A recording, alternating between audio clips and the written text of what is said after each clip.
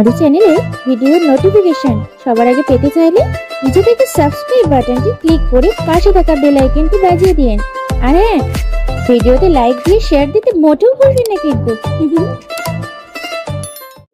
ঈদের ছুটিতে বাড়ির উদ্দেশ্যে রওনা হলাম। বাসের টিকিট 9 দিন আগেই কেটে রেখেছি। আগের বছর ঠিক সময়ে টিকিট না পাওয়ায় ঈদের পরের দিন বাড়িতে যেতে হয়েছিল।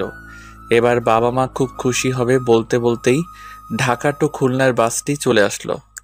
বাস স্ট্যান্ডের সবাইকে ঈদের অগ্রিম শুভেচ্ছা জানিয়ে বাসে উঠে পড়লাম। বাসে উঠে আমি আমার সিটটাই বসে আছি। হঠাৎ একটি মেয়ে এসে আমাকে বলল, আসসালামু আলাইকুম। ওয়ালাইকুম আসসালাম। কিছু বলবেন? জি, আপনার পাশের সিটটা আমার। আপনি যদি একটু উঠে দাঁড়াতেন তাহলে ভালো হতো। অবশ্যই। আমি উঠে একটু সরে দাঁড়ালে মেয়েটি গিয়ে তার সিটে বসে পড়ল। তারপর আমি আমার সিটটায় বসে একটা দীর্ঘশ্বাস নিলাম। বাস চলতে শুরু করলো তার উক্ত গন্তব্যে নিজ গতিতে। তৎক্ষণাৎ আমার খেয়াল গেল আমার পাশের সিটে বসে থাকা সেই মেয়েটির উপর। মেয়েটির পা থেকে মাথা অবধি তাকিয়ে দেখি পুরো শরীরটা ঢোলাঢালা বোরকার আবরণে ঢাকা, হাতে পায়ে মোজা। দেখে বোঝা যাচ্ছে না মেয়েটি আসলে যুবতী নাকি বৃদ্ধা। তারপর ভাবলাম, তখন তো মেয়েটির কণ্ঠ শুনতেছিলাম, অল্প বয়সী যুবতীই হবে। বাস চলছে, জানালার কোণ ঘেঁষে দমকা বাতাস বয়ে যাচ্ছে। মেয়েটি তার নিকাবের উপরের পাটটি উঠিয়ে ফেলল। এখন তার চোখ দুটি খুব ভালোভাবেই দেখা যাচ্ছে। শ্যামলা বর্ণের বড় বড় হরিণী চোখ দুটি ঘন গাঢ় কাজলে খুব মায়াবতী দেখতে লাগছে। মেয়েটির চোখ দুটি থেকে আমি যেন চোখ সরাতেই পারছি না। জানালার ফাঁক দিয়ে সূর্যের আলো এসে মেয়েটির চোখ ছুঁয়ে আছে। সূর্যের এই আলোক রশ্মিতে যেন মেয়েটির চোখ দুটি আরো উজ্জ্বল দেখতে লাগছে। আমি মেয়েটির চোখের পানে এক অপলক দৃষ্টিতে চেয়ে আছি। মেয়েটি হয়তো বুঝতে পেরেছে আমার দিকে তাকাতেই আমি আমার চোখটা নিচে নামিয়ে নিলাম। আপনার নাম? আচ্ছা, আমি তো আপনার প্রতিবেশী যাত্রী। আপনি আমার সাথে কথা বলতে পারেন। কি হলো, আপনি কথা বলছেন না যে? বলছি কি, রাস্তাটা আমরা গল্প করে শেষ করতে পারি না? এবার এক প্রকার রেগে গিয়ে বললাম, আচ্ছা আপনি কি আমাকে পাত্তা দিচ্ছেন না? দেখুন, আমি অপ্রয়োজনে গায়রে মাহরাম পুরুষের সাথে কথা বলি না। এতে আপনার এবং আমার দুইজনের জন্যই ক্ষতি। মনে মনে বললাম, যাক, এতক্ষণে মেয়েটি তার মুখ ফুটে কথা বলল। জি, আপনার কথা আমি বুঝলাম না। না বোঝার তো কিছু নেই। আপনি মুসলমান তো? হ্যাঁ, কিন্তু আপনি বললেন না গায়রে মাহরাম পুরুষের সাথে অপ্রয়োজনে কথা বলেন না। না, যদি একটু বুঝিয়ে বলতেন। তাহলে শুনুন, মাহরাম কি, মাহরাম কারা, গায়রে মাহরাম কি ও কারা। মাহরাম কি? যে সকল পুরুষের সামনে নারীর দেখা দেওয়া, কথা বলা জায়েজ এবং যাদের সাথে বিবাহ বন্ধন সম্পূর্ণ হারাম, তাদেরকে শরীয়তের পরিভাষায় মাহরাম বলে। মাহরাম কারা? সূরা নূরের 31 নং আয়াতে আল্লাহ তাআলা নারীর মাহরাম নির্ধারিত করে দিয়েছেন। পূর্ণ আয়াতটি হলো, আর মুসলিম নারীদেরকে বলে দিন তারা যেন তাদের দৃষ্টিকে সংযত রাখে এবং তাদের লজ্জাস্থানের হেফাজত করে, আর যা সাধারণত প্রকাশ পায় তা ছাড়া তাদের সৌন্দর্য তারা প্রকাশ না করে। তারা যেন তাদের ওড়না দিয়ে বক্ষ দেশকে আবৃত করে রাখে, আর তারা যেন তাদের স্বামী, পিতা, শ্বশুর, নিজের ছেলে, স্বামীর ছেলে, ভাই, ভাইয়ের ছেলে, বোনের ছেলে, আপন নারীগণ, তাদের ডান হাত যার মালিক হয়েছে, অধীনস্থ যৌন কামনা মুক্ত পুরুষ অথবা নারীদের গোপন অঙ্গ সম্পর্কে অজ্ঞ বালক ছাড়া কারোর সাথে নিজের সৌন্দর্য প্রকাশ না করে। আর তারা যেন নিজেদের গোপন সৌন্দর্য প্রকাশ করার জন্য সজোরে পদচারণ না করে। হে মুসলমানগণ, হে মুমিনগণ, তোমরা সকলেই আল্লাহর নিকট তওবা করো যাতে তোমরা সফল কাম হতে পারো। সূরা নূর। গায়রে মাহরাম কি? যে সকল পুরুষের সামনে যাওয়া নারীর জন্য শরীয়তে জায়েজ নয় এবং যাদের সাথে বিবাহ বন্ধন বৈধ, তাদেরকে গায়রে মাহরাম বলে। বস্তুত গায়রে মাহরামের সামনে একান্ত অপারগ হয়ে যদি যাওয়াই লাগে, তবে নারী পূর্ণ পর্দা করে সামনে যাবে। গায়রে মাহরাম কারা? মাহরাম বাদে সমস্ত বিশ্বে, মহাবিশ্ব যত পুরুষ আছে সব গায়রে মাহরাম। নিজ পরিবারের চাচাতো, খালাতো, মামাতো, ফুপাতো সব ভাই, নিজ দুলা ভাই, দেবর, ভাসুর, আপন দাদা ও নানা শ্বশুরদের বাদে সমস্ত চাচা, মামু, খালু, ফুফা, শ্বশুর, নিজের খালু, ফুপা এর সবাই গায়রে মাহরাম। তাদের সামনে নিজের সৌন্দর্য প্রকাশ করা আল্লাহর হুকুমে অবাধ্যতা করা। মাহরাম ছাড়া সকল পুরুষের সামনে পর্দা করতে হবে। ১. স্বামী, দেখা দেওয়া সৌন্দর্য প্রদর্শনের প্রেক্ষিতে মাহরাম, পিতা, দাদা, নানা ও তাদের ঊর্ধ্বনত পুরুষগণ। ৩. শ্বশুর, আপন দাদা ও নানা শ্বশুর এবং তাদের ঊর্ধ্বনত পুরুষগণ, আপন ছেলে, ছেলের ছেলে, মেয়ের ছেলে ও তাদের ঔরসজাত পুত্র সন্তান ও আপন মেয়ের স্বামী, স্বামীর অন্য স্ত্রীর গর্ভজাত পুত্র। ৬. আপন ভাই, সৎ ভাই। ৭. ভাতিজা অর্থাৎ আপন ভাইয়ের ছেলে এবং সৎ ভাইয়ের ছেলে। ৮. ভাগ্নে অর্থাৎ আপন বোনের ছেলে এবং সৎ বোনের ছেলে। ৯. এমন বালক যার মাঝে মহিলাদের প্রতি কোনো আকর্ষণ নেই। সূরা নূর ৩১। ১০.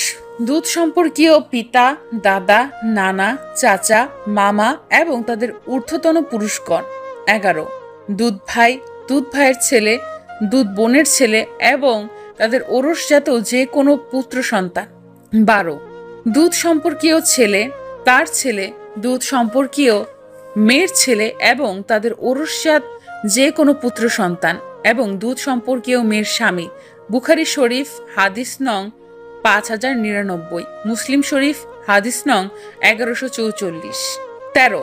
আপন চাচা, সৎ চাচা। ১৪. আপন মামা, সৎ মামা, সূরা আন-নিসা। ২৩.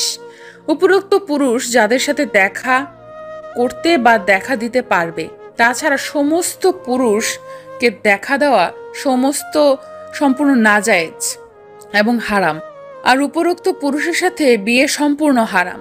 বুঝলাম, তাহলে তো আমি আপনার কাছে গায়রে মাহরাম পুরুষ? জি। আচ্ছা, আমি যদি আপনাকে বিয়ে করি তখনও কি আমি আপনার কাছে গায়রে মাহরাম থাকবো? কি বলছেন কি আপনি? না, শুধু জিজ্ঞাসা করছি। দেখুন, আপনি এ ধরনের মজা না করলেই আমি খুশি হব। ঠিক আছে।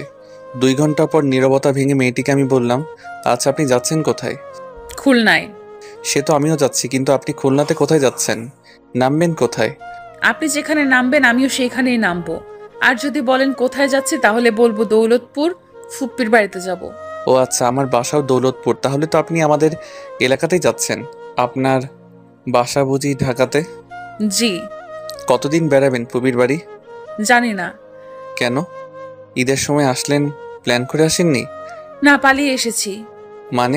মানে পরশু বুধবার আমার বিয়ে। সেটা কেমন কথা? আপনার মতো একটা পর্দাশীল মেয়ে বিয়ে না করেই পালিয়ে এলেন?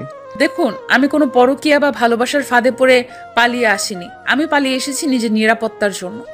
আমি কিছু বুঝলাম না আপনার কথা।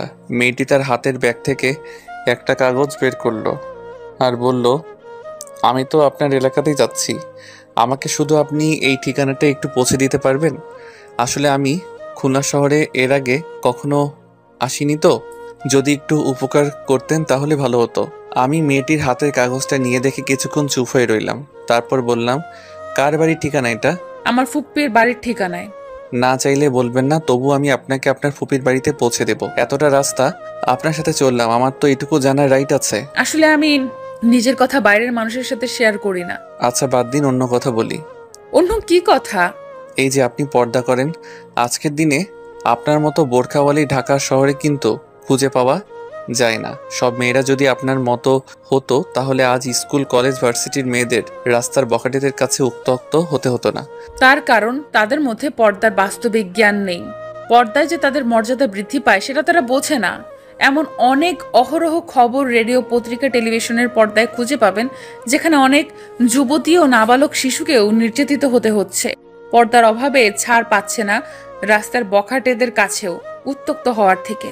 আচ্ছা বুঝলাম, তবে একটা প্রশ্ন, পর্দা না করার জন্য তো রাস্তার বখাটেদের কাছে মেয়েদের উত্ত্যক্ত হতে হয়, তাহলে যারা পর্দা করে এবং শিশুরা, তারা কেন নির্যাতিত হয়?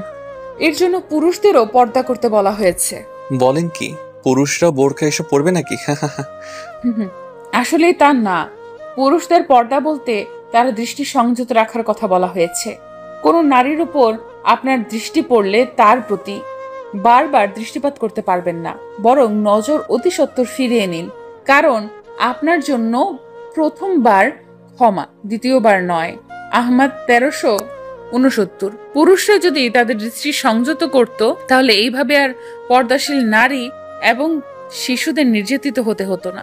বুঝলাম, পুরুষরা যদি পর্দাশীল নারীর উপর খারাপ দৃষ্টি দেয় তাহলে আর পর্দা করে লাভ কি?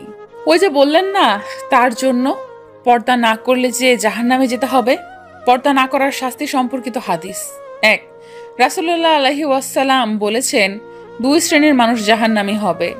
যারা গরুর লেজ সুদৃশ্য বেত দ্বারা মানুষকে প্রহার করে এবং যেসব নারী এত পাতলা পোশাক পরিধান করে যে তার ভেতর দিয়ে শরীরের অংশ দেখা যায় এবং উটের কোজের মতো কেশবিন্যাস করবে।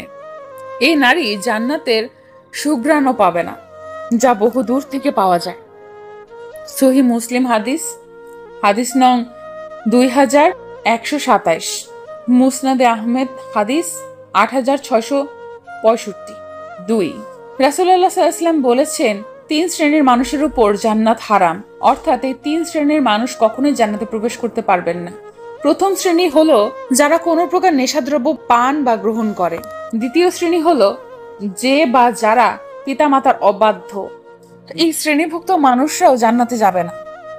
তৃতীয় হলো দায়ুস, ওই দায়ুস ব্যক্তি যে তার পরিবারে পর্দা প্রথা চালু রাখেনি, পরিবারের সদস্যদের মাঝে বেপর্দা ছিল, বেহায়াপনা ছিল, কিন্তু সে বাধা প্রদান করেনি।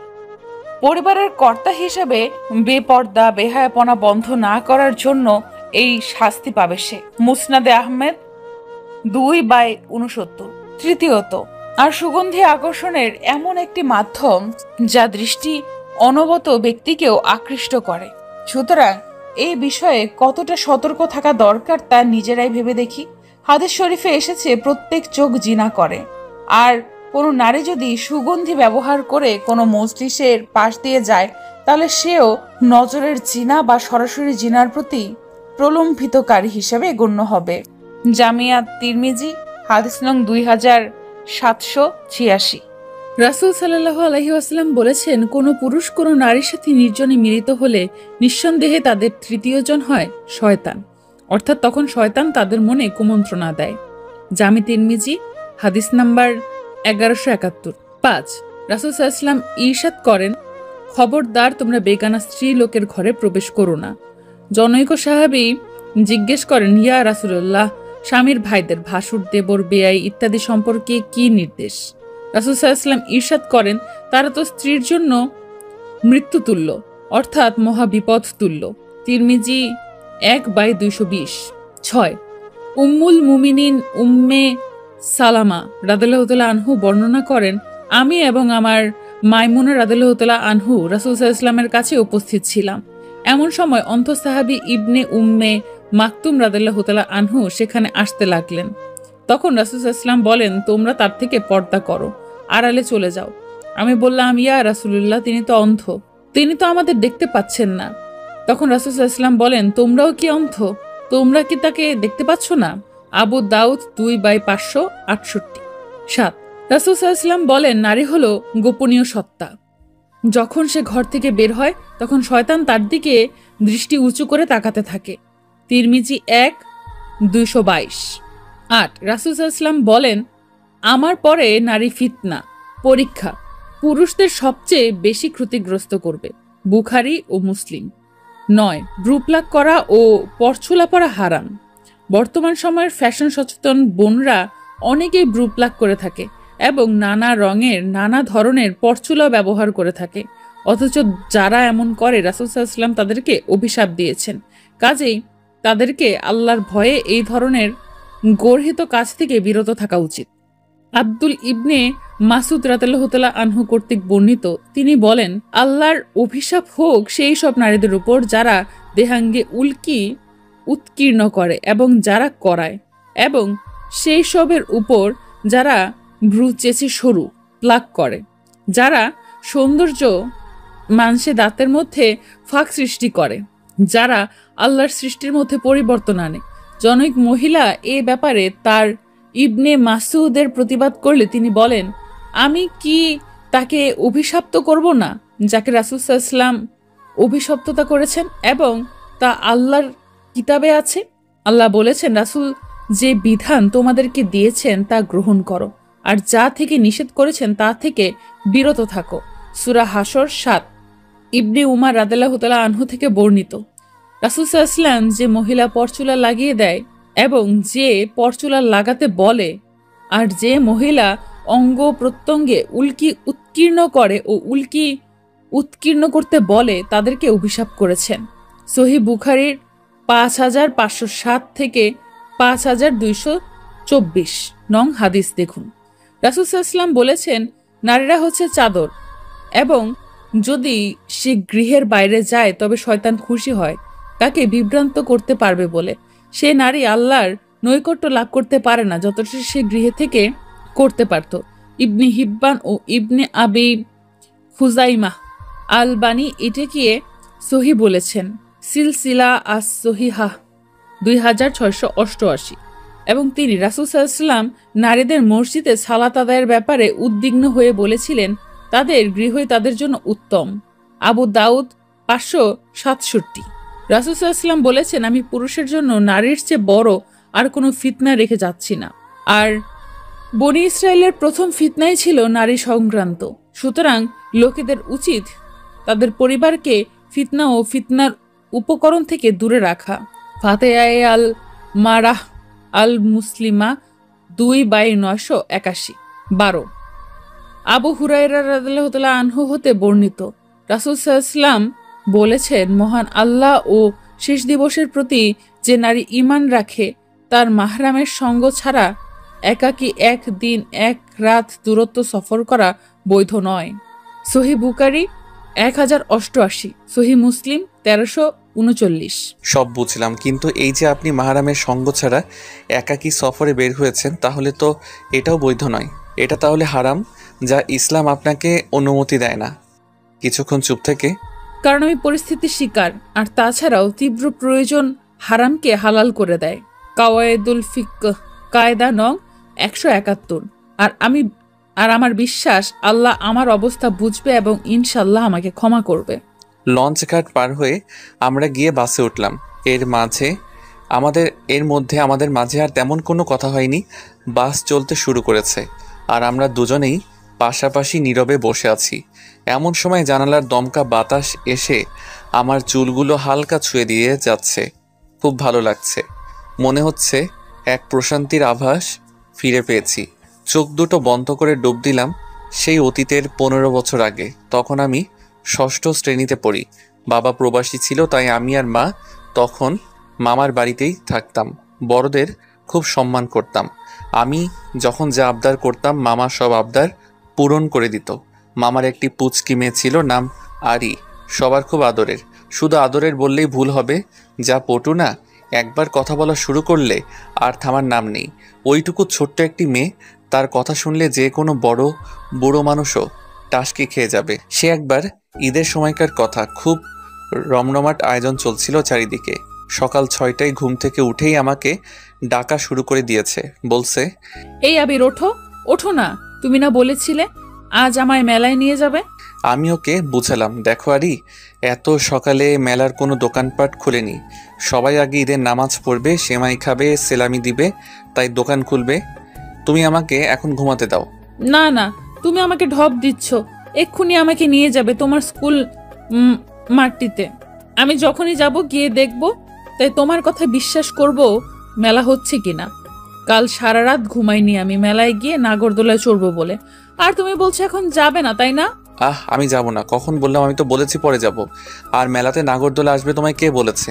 আমি জানি মেলায় নাগরদোলা থাকে। আগে একটি বার নাগরদোলা এসেছিল তো, তখন তো আমি ছোট ছিলাম, তাই বাবাই উঠতে দেয়নি, বলেছিল পরে যাব। এখন পরে যাব না, তুমি আছো তো, তোমার সাথে উঠে চুপচাপ তোমার হাতটি ধরে বসে থাকবো। একবার আকাশে উড়বো, একবার আকাশ থেকে ঘুরে এসে মাটিতে নামবো। কি মজাটাই না হবে বলো। চলো চলো। আমি তো ওর কথা শুনে হাত পা ছুটিয়ে হাসা শুরু করেছি। আর ঘুমিয়ে কি হবে? এই পুচকি আমায় ঘুমাতে দিলে তো, তার থেকে বরং গিয়ে দেখি আনি। গিয়ে দেখি মাঠ খালি, সবে কয়েকটি দোকান বসেছে কসমেটিক্সের, সেইগুলো কাপড় দিয়ে ঢেকে রাখা আছে। আশেপাশে কাউকে দেখা যাচ্ছে না। দেখেছো সব দোকান বন্ধ। এখন বাড়ি চলো। তখন মুখ কালো করে বাড়ি চলে আসলো। আমার খুব খারাপ লাগছিল ওর অমন চেহারাটা দেখে। জানুয়ারিতে আরিকে স্কুলে ভর্তি করা হলো। রোজ একসাথে স্কুলে যেতাম। একদিন স্কুলের সামনে একটি লোক ভ্যানে করে আখ নিয়ে বসেছিল। ওর যখন ছুটি হয় তখন আমার টিফিন। সেদিন ক্লাসে কারো পড়া হয়নি। আমাদের সবাইকে স্যার কান ধরে বেঞ্চের উপর দাঁড় করিয়ে রেখেছে। টিফিনের ঘন্টা বেজে ওঠার পরও স্যার ক্লাস থেকে যায়নি। হঠাৎ ক্লাসরুমের দরজার সামনে এসে, এই আবির, তোমরা সবাই ওইরকম করে কান ধরে দাঁড়িয়ে আছো কেন? এটা আবার কেমন পিটি করছো তোমরা সবাই? এ কি আরি, দেখছো না স্যার ক্লাসে আছে? এখন এখান থেকে যাও। যাবো, তার আগে আমাকে 5 টাকা ধার দাও তো, আমি আখ খাবো। বাড়িতে গিয়ে বাবাইকে বলে তোমার টাকাটা আমি দিয়ে দেব। সবাই হাসছে ওর কথা শুনে। স্যারও কিছু বলেনি, পুচকি মেয়ে বলে কথা। আমার কাছ থেকে টাকাটা নিয়ে স্যার ওকে দিয়ে দিলে ও দৌড়ে চলে গেল। এরকম আরও অনেক স্মৃতি আছে যেগুলো মন থেকে মুছে যাবার নয়। জীবনে যেমন আনন্দের সময় আসে তেমন কষ্টের সময়ও আসে। হঠাৎ একদিন মামার ট্রাক অ্যাক্সিডেন্টে মৃত্যু হয়। তার কিছুদিন পর আমার বাবা দেশে ফিরে আসে, আমাকে আর মাকে নিয়ে খুলনায় এসে বিজনেস শুরু করে। আমরা পরে ওদের খোঁজ নিয়েছিলাম কিন্তু পাইনি। আরি আর মামি তখন মামার বাড়িতে ছিল না। শুনেছিলাম মামা সব সম্পত্তি মামির নামে অনেক আগেই লিখে দিয়েছিল। আর মামি সম্পত্তি বিক্রি করে মেয়েকে নিয়ে কোথায় গিয়েছে তা কেউ বলতে পারবে না। মামা আর মামির বিয়েটা পালিয়ে হয়েছিল। মামির বাবার বাড়ির কোনো ঠিকানা না পাওয়ায় আমাদের আর তাদের সাথে যোগাযোগ রাখা হয়নি। তবে আমরা অনেক খুঁজেছি। যারা মামির কাছ থেকে সম্পত্তি কিনেছিল তাদেরকে অনেক অনুরোধ করে আমাদের খুলনার বাড়ির ঠিকানাটা বাবা মা দিয়ে এসেছিল। বলেছিল যদি কখনো ওরা খোঁজ করে তাহলে যেন আমাদের ঠিকানাটা দিয়ে দেয়। কিন্তু এত বছর পর আরি এইভাবে আমার সামনে এসে দাঁড়াবে তা আমি ভাবতে পারিনি। সত্যি বলতে সে ছোটবেলা থেকে আমার মন শুধু ওকেই ভালোবেসেছে। অনেক অপেক্ষা করেছি ওর জন্য, কিন্তু এখনো কাছে থাকতেও আমি কিছু বলতে পারছি না। এ যেন সম্পূর্ণ আলাদা একটি মেয়ে। কেউ এতটা বদলে যায় কিভাবে? আচ্ছা, ও কি আমাকে চিনবে? সে আগের মতো নাম ধরে ডেকে দুষ্টু মিষ্টি কথাগুলো বলবে? না, ও তো এখন বোরখাওয়ালি। বদলে গেছে ও। এখন এই বোরখাওয়ালির মাথায় ভালোবাসার মানে ঢুকবে না।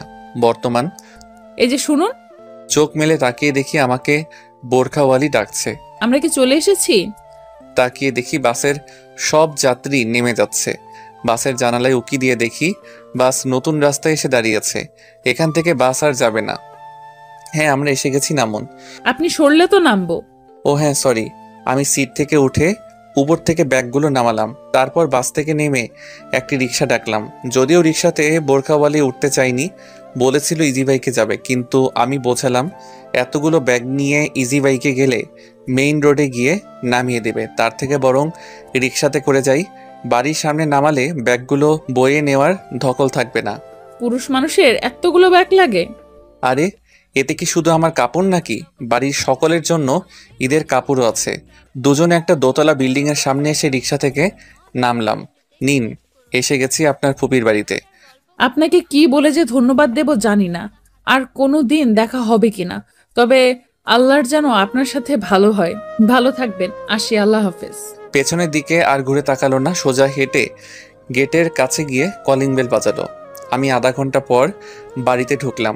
গিয়ে দেখি বাড়ির মেইন দরজাটা খোলা, কোনো সারা শব্দ কিচ্ছু নেই। আমার পায়ের শব্দ পেয়ে কেউ একজন এগিয়ে আসলো। দেখি ছোট বোন রেখা। মায়ের রুমের দরজাটা হালকা করে ভিজিয়েই আমাকে দেখে দৌড়ে এসে আমার হাত থেকে ব্যাগগুলো কেড়ে নিয়ে, আমাদের জন্য কি এনেছিস রে ভাইয়া? এই তো তোদের জন্য ঈদের কাপড়, শর্ত। আমি ওর সাথে কথা বলছি আর এদিকে ওদিকে তাকিয়ে খুঁজছি বোরখাওয়ালি গেল কোথায়। ভাইয়া, অভাবে কাকে খুঁজছিস তুই? ভাবে গা ঝাড়া দিয়ে কেন কথা বলছিস? কই না তো, বাবা মাকে দেখছি না। বাবা মা কোথায় রে? বাবা এখনো বাড়িতে ফিরে আর মা রুমে আছে, সাথে আরিয়া আপু। কি ভাবছিস আরিয়া আপুকে? আরে বলতো না, স্টাফ আমার একটা মেয়ে ছিল, সেই মেয়ে। চল দেখবি আয়। বলে আমার হাত ধরে টানতে টানতে মায়ের রুমে নিয়ে যায়। মা দেখো, আবির ভাইয়া এসেছে।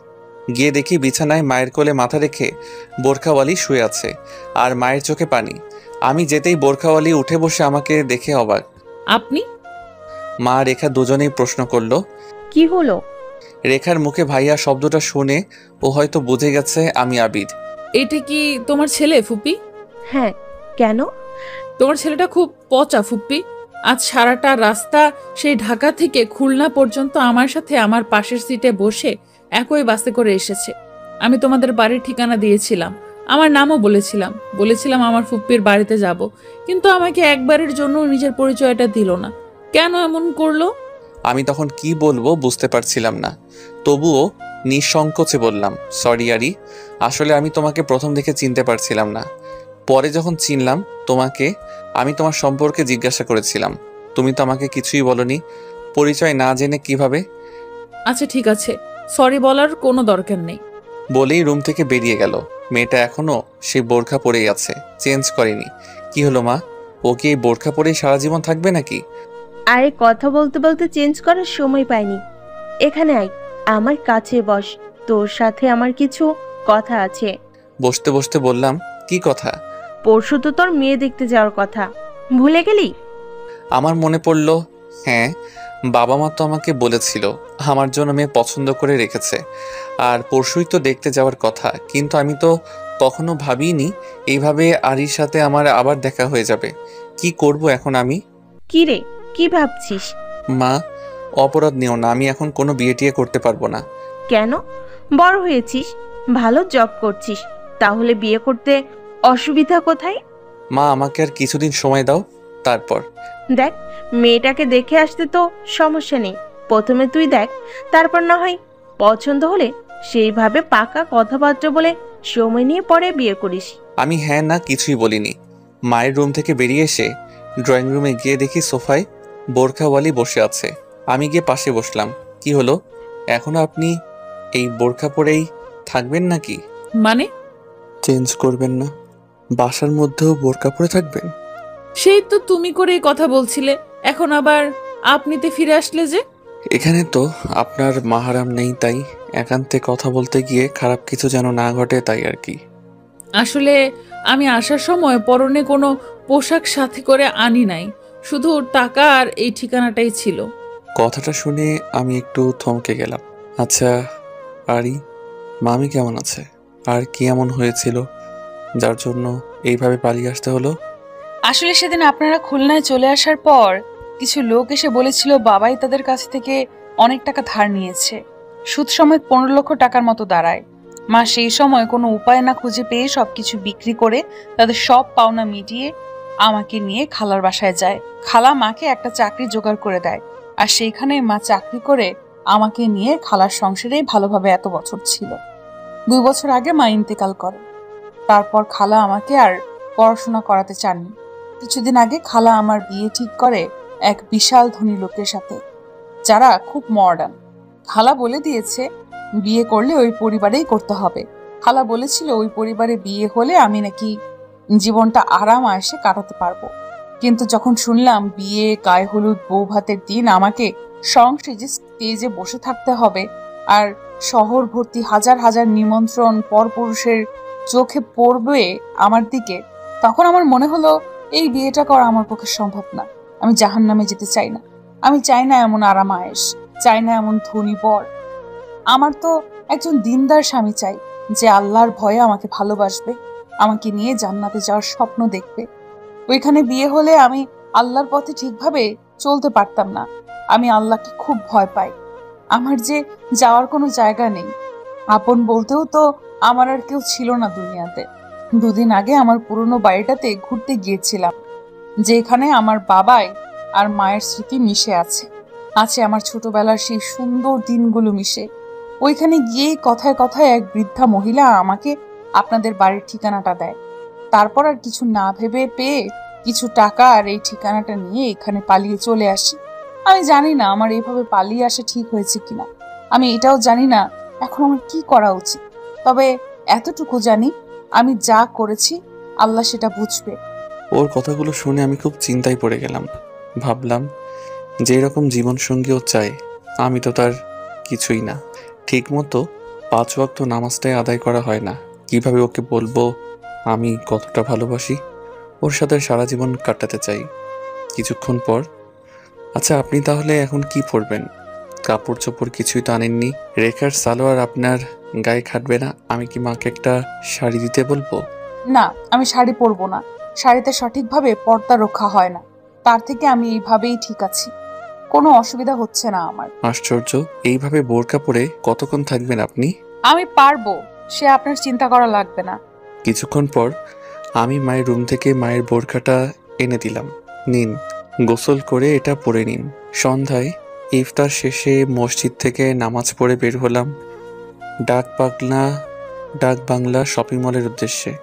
এই দিনটাই শপিং মলে প্রচুর ভিড় থাকে, হবেই না বা কেন। কাল যে ঈদ, চারিদিকে মানুষ গজগজ করছে। অনেক ঠেলাঠেলির মধ্যে দিয়ে একটি দোকানে গিয়ে বসলাম, গিয়ে বললাম, আমাকে কিছু 3 পিস দেখান তো ভাই। সেখান থেকে 5টা ফুল হাতার লং সালোয়ার কামিজ কিনে নিয়ে বাড়িতে চলে আসলাম। বাড়ি এসে দেখি মা ব্যাগ থেকে বাজার নামিয়ে ডালাতে সাজিয়ে রাখছে, আর বাবা খাতা কলমে হিসাব করছে কত টাকা খরচ হলো। রেখার ঘরে গিয়ে দেখি পাশের বাসার ভাবিরা হাতে মেহেন্দি দিচ্ছে, আর বোরখাওয়ালি মেহেন্দি ডিজাইনের বইটা নিয়ে নাড়াচাড়া করছে। আমি গিয়ে শপিংয়ের ব্যাগগুলো রেখার সামনে রেখে বললাম, তোর আরিয়া আপুকে নিয়ে দর্জির কাছে মাপ দিয়ে আসিস। কতদিন এইভাবে বোরকা পরে থাকবে? সময়টা রাত 11টার কাছাকাছি। খাওয়া দাওয়া শেষে ছাদে এসে দাঁড়িয়ে ওই বিশাল আকাশটাকে দেখছি। আকাশের ছোট্ট নবচাঁদটা বড়ই সুন্দর লাগছে দেখতে। ইচ্ছে করছে এই রাতটা আমার মায়াবতীকে সাথে নিয়ে কাটিয়ে দিতে। আজ কেন জানি না ওর প্রত্যাবর্তন আমাকে আরও বেশি অনুভব করাচ্ছে। ওকে কাছে পেতে খুব ইচ্ছে করছে, কিন্তু সাহস হচ্ছে না কিছুতেই ওকে বলতে কতটা ভালোবাসি। ও যদি না বলে দেয়। হঠাৎ পিছন থেকে কারো হাতের নরম স্পর্শ অনুভব করলাম আমার কাঁধে। ঘুরে তাকিয়ে দেখি আরি। আমার মনে আর কোনো বাদ মানছে না। এতক্ষণ তো আমি ওকে নিয়েই ভাবছিলাম।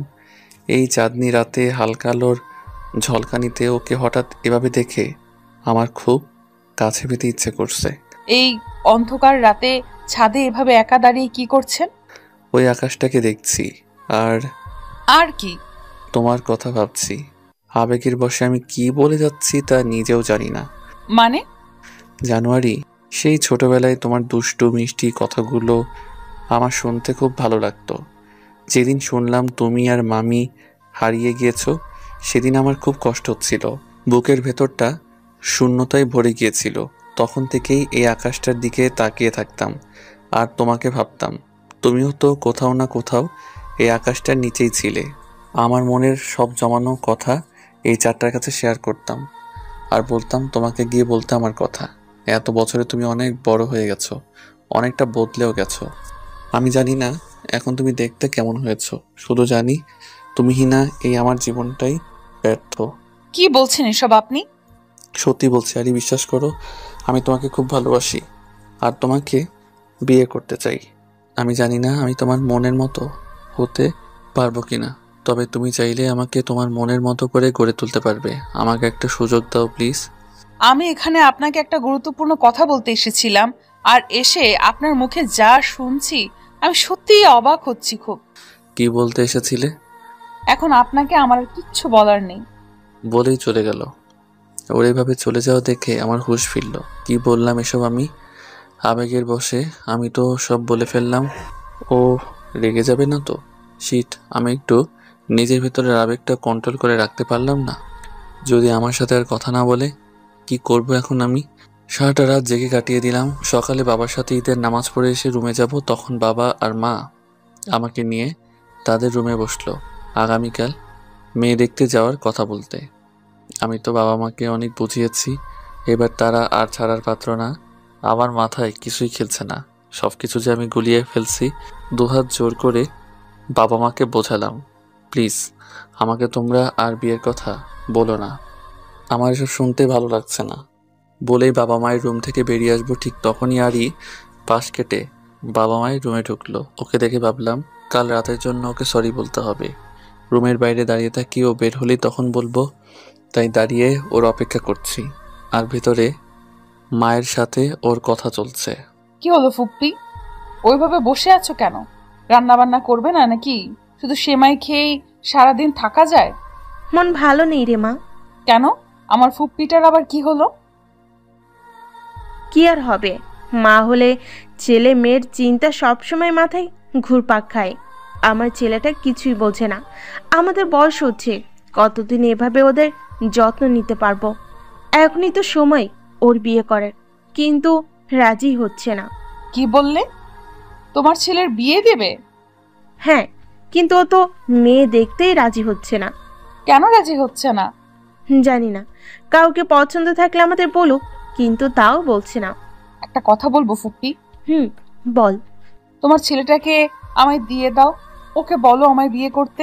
তুই আমার ছেলেকে বিয়ে করবি মা? কেন, তোমার আপত্তি আছে? কিসের আপত্তি থাকবে?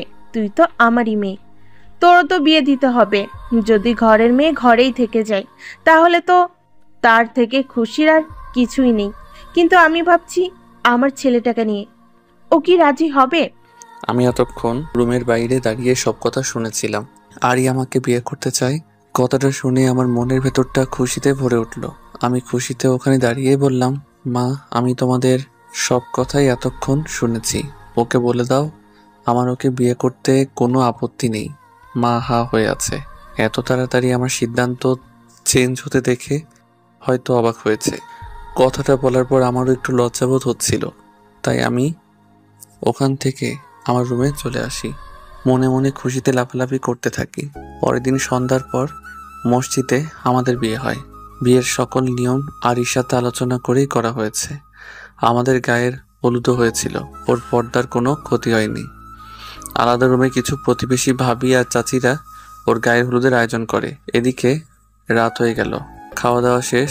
আমার বউয়ের মুখটাই এখনো আমার দেখা হলো না, অথচ তাকে আমি কত ভালোবাসি। ভালোবাসার কথা বলতেই তার ছোটবেলার ওই মুখটা আমার চোখের সামনে ভেসে আসে। রেখা আর প্রতিবেশী ভাবিরা আমাকে বাসর ঘরে ঢুকিয়ে দিয়ে চলে গেল। আমার রুমটা আমি নিজেই চিনতে পারছি না, এত সুন্দর করে সাজানো হয়েছে ফুলে ফুলে। কেমন যেন অন্যরকম এক রাজ্যই মনে হচ্ছে, যে রাজ্যে আমি শাহজাদা আর আমার শাহজাদি আমার জন্য ফুলের বিছানায় বসে আছে। এতদিনের সব অপেক্ষার আজ বাদ ভাঙবে। আমি দরজাটা বন্ধ করে বিছানার কাছে গিয়ে দাঁড়াতেই আরি আমাকে নেমে সালাম করলো। আমি ওকে উঠিয়ে সালামের উত্তর দিলাম আর বললাম, আমার বউটা দেখছি বাসর ঘরেও বোরকা পরেই আছে, আজকে আমি তার মুখটা দেখতে পারবো? দেখো, তোমাকে কি আমি বারণ করেছি? আমি আস্তে করে ওর মুখের নিকাবটা খুলে দিলাম। ওকে দেখে আমি অবাক না হয়ে পারলাম না, কারণ পর্দার আড়ালে লুকিয়ে থাকা এত সুন্দর অপসরী কি করে হয়। আল্লাহ মনে হয় জান্নাতের কোনো হুরের রূপ আমার মায়াবতীর চেহারাতে বসিয়ে দিয়েছে।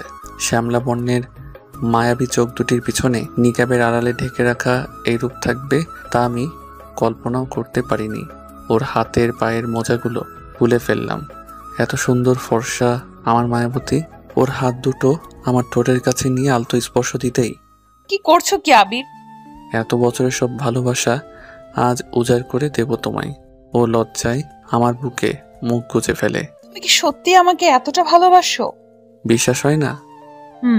আমিও তোমাকে ভালোবাসি, কিন্তু কিভাবে বলবো বুঝতে পারছিলাম না। কাল রাতে আমি তোমাকে সেটাই বলতে গিয়েছিলাম। জানি বিয়ের আগে প্রেম ভালোবাসা বৈধ না, তাই তো তোমাকে বিয়ের কথা বলতে চাচ্ছিলাম। তুমি জানো আমাকে কতটা ভয় পাইয়ে দিয়েছিলে? ভুল হয়েছে, চলো আমরা 2 রাকাত নামাজ পড়ে স্রষ্টার দরবারে শুকরিয়া আদায় করি। আমি মাথা কাত করে সম্মতিসূচক উত্তর দিলাম। তারপর আমরা দুজনে 2 রাকাত নফল নামাজ পড়ে আল্লাহর কাছে শুকরিয়া আদায় করলাম।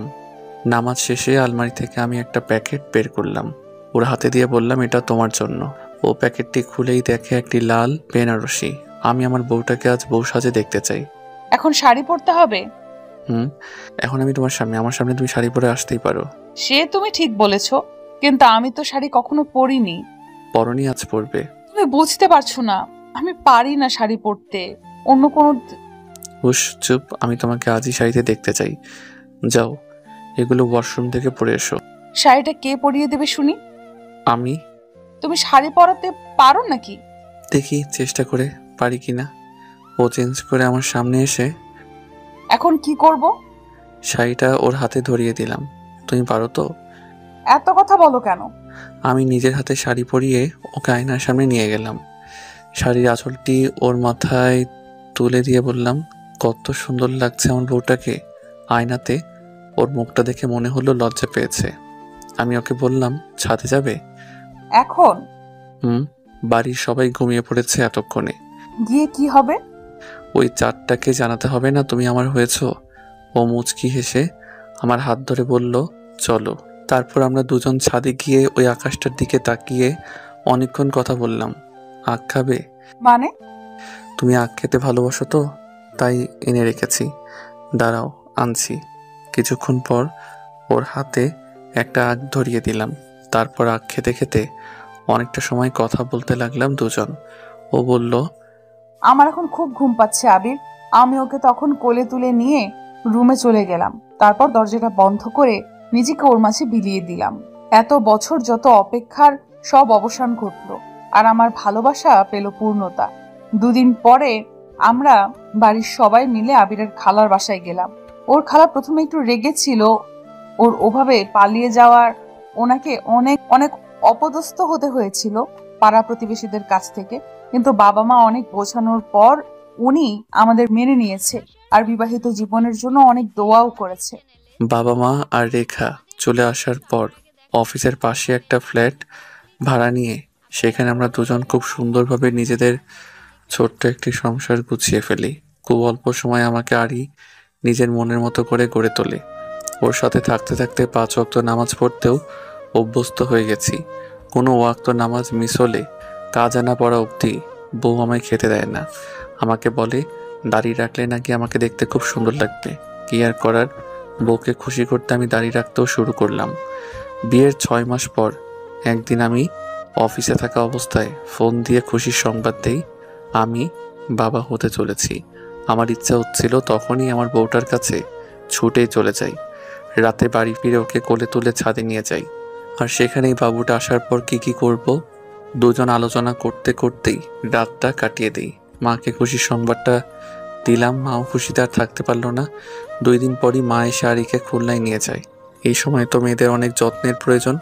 আমি থাকি সারাদিন অফিসে, ওর যত্ন ঠিক মতো নিতে পারবো না। তবে দিনের মধ্যে 7-8 বার সময় করে ফোনে খোঁজ নেই। রাতে কথা বলতে বলতে ঘুমিয়ে পড়ি, আর ঘুম ভাঙে ফজরের সময় ওর ফোনে রিংটনের শব্দে। মায়ের সাথে যখনই কথা হয় ও সময় মতো খেলো কিনা, নিজের যত্ন নিল কিনা, এসব বারবার জানতে চাই বলে মা হয়তো রেগে যায় আমার উপর। কিন্তু কি করব, খুব ভালোবাসি যে ওকে। আজ আমার বিয়ের 1 বছর 5 মাস পূর্ণ হলো, আর আজ আমার একটা ছোট্ট ফুটফুটে মেয়ে হয়েছে। আরিকে সবসময় বলতাম আমার মেয়ে হলে তোমার মতোই বোরকাওয়ালি বানাবো। আজ আমি খুব খুশি। অফিসের থেকে ছুটি নিয়ে রওনা হয়েছি খুলনার উদ্দেশ্যে। 19 বছর পর ডায়েরির পাতাগুলো বুঝিয়ে বুকের সাথে চেপে ধরে অঝোর নয়নে কাঁদতে থাকে আয়াত। আয়াতের কষ্টে দম বন্ধ হয়ে আসছে।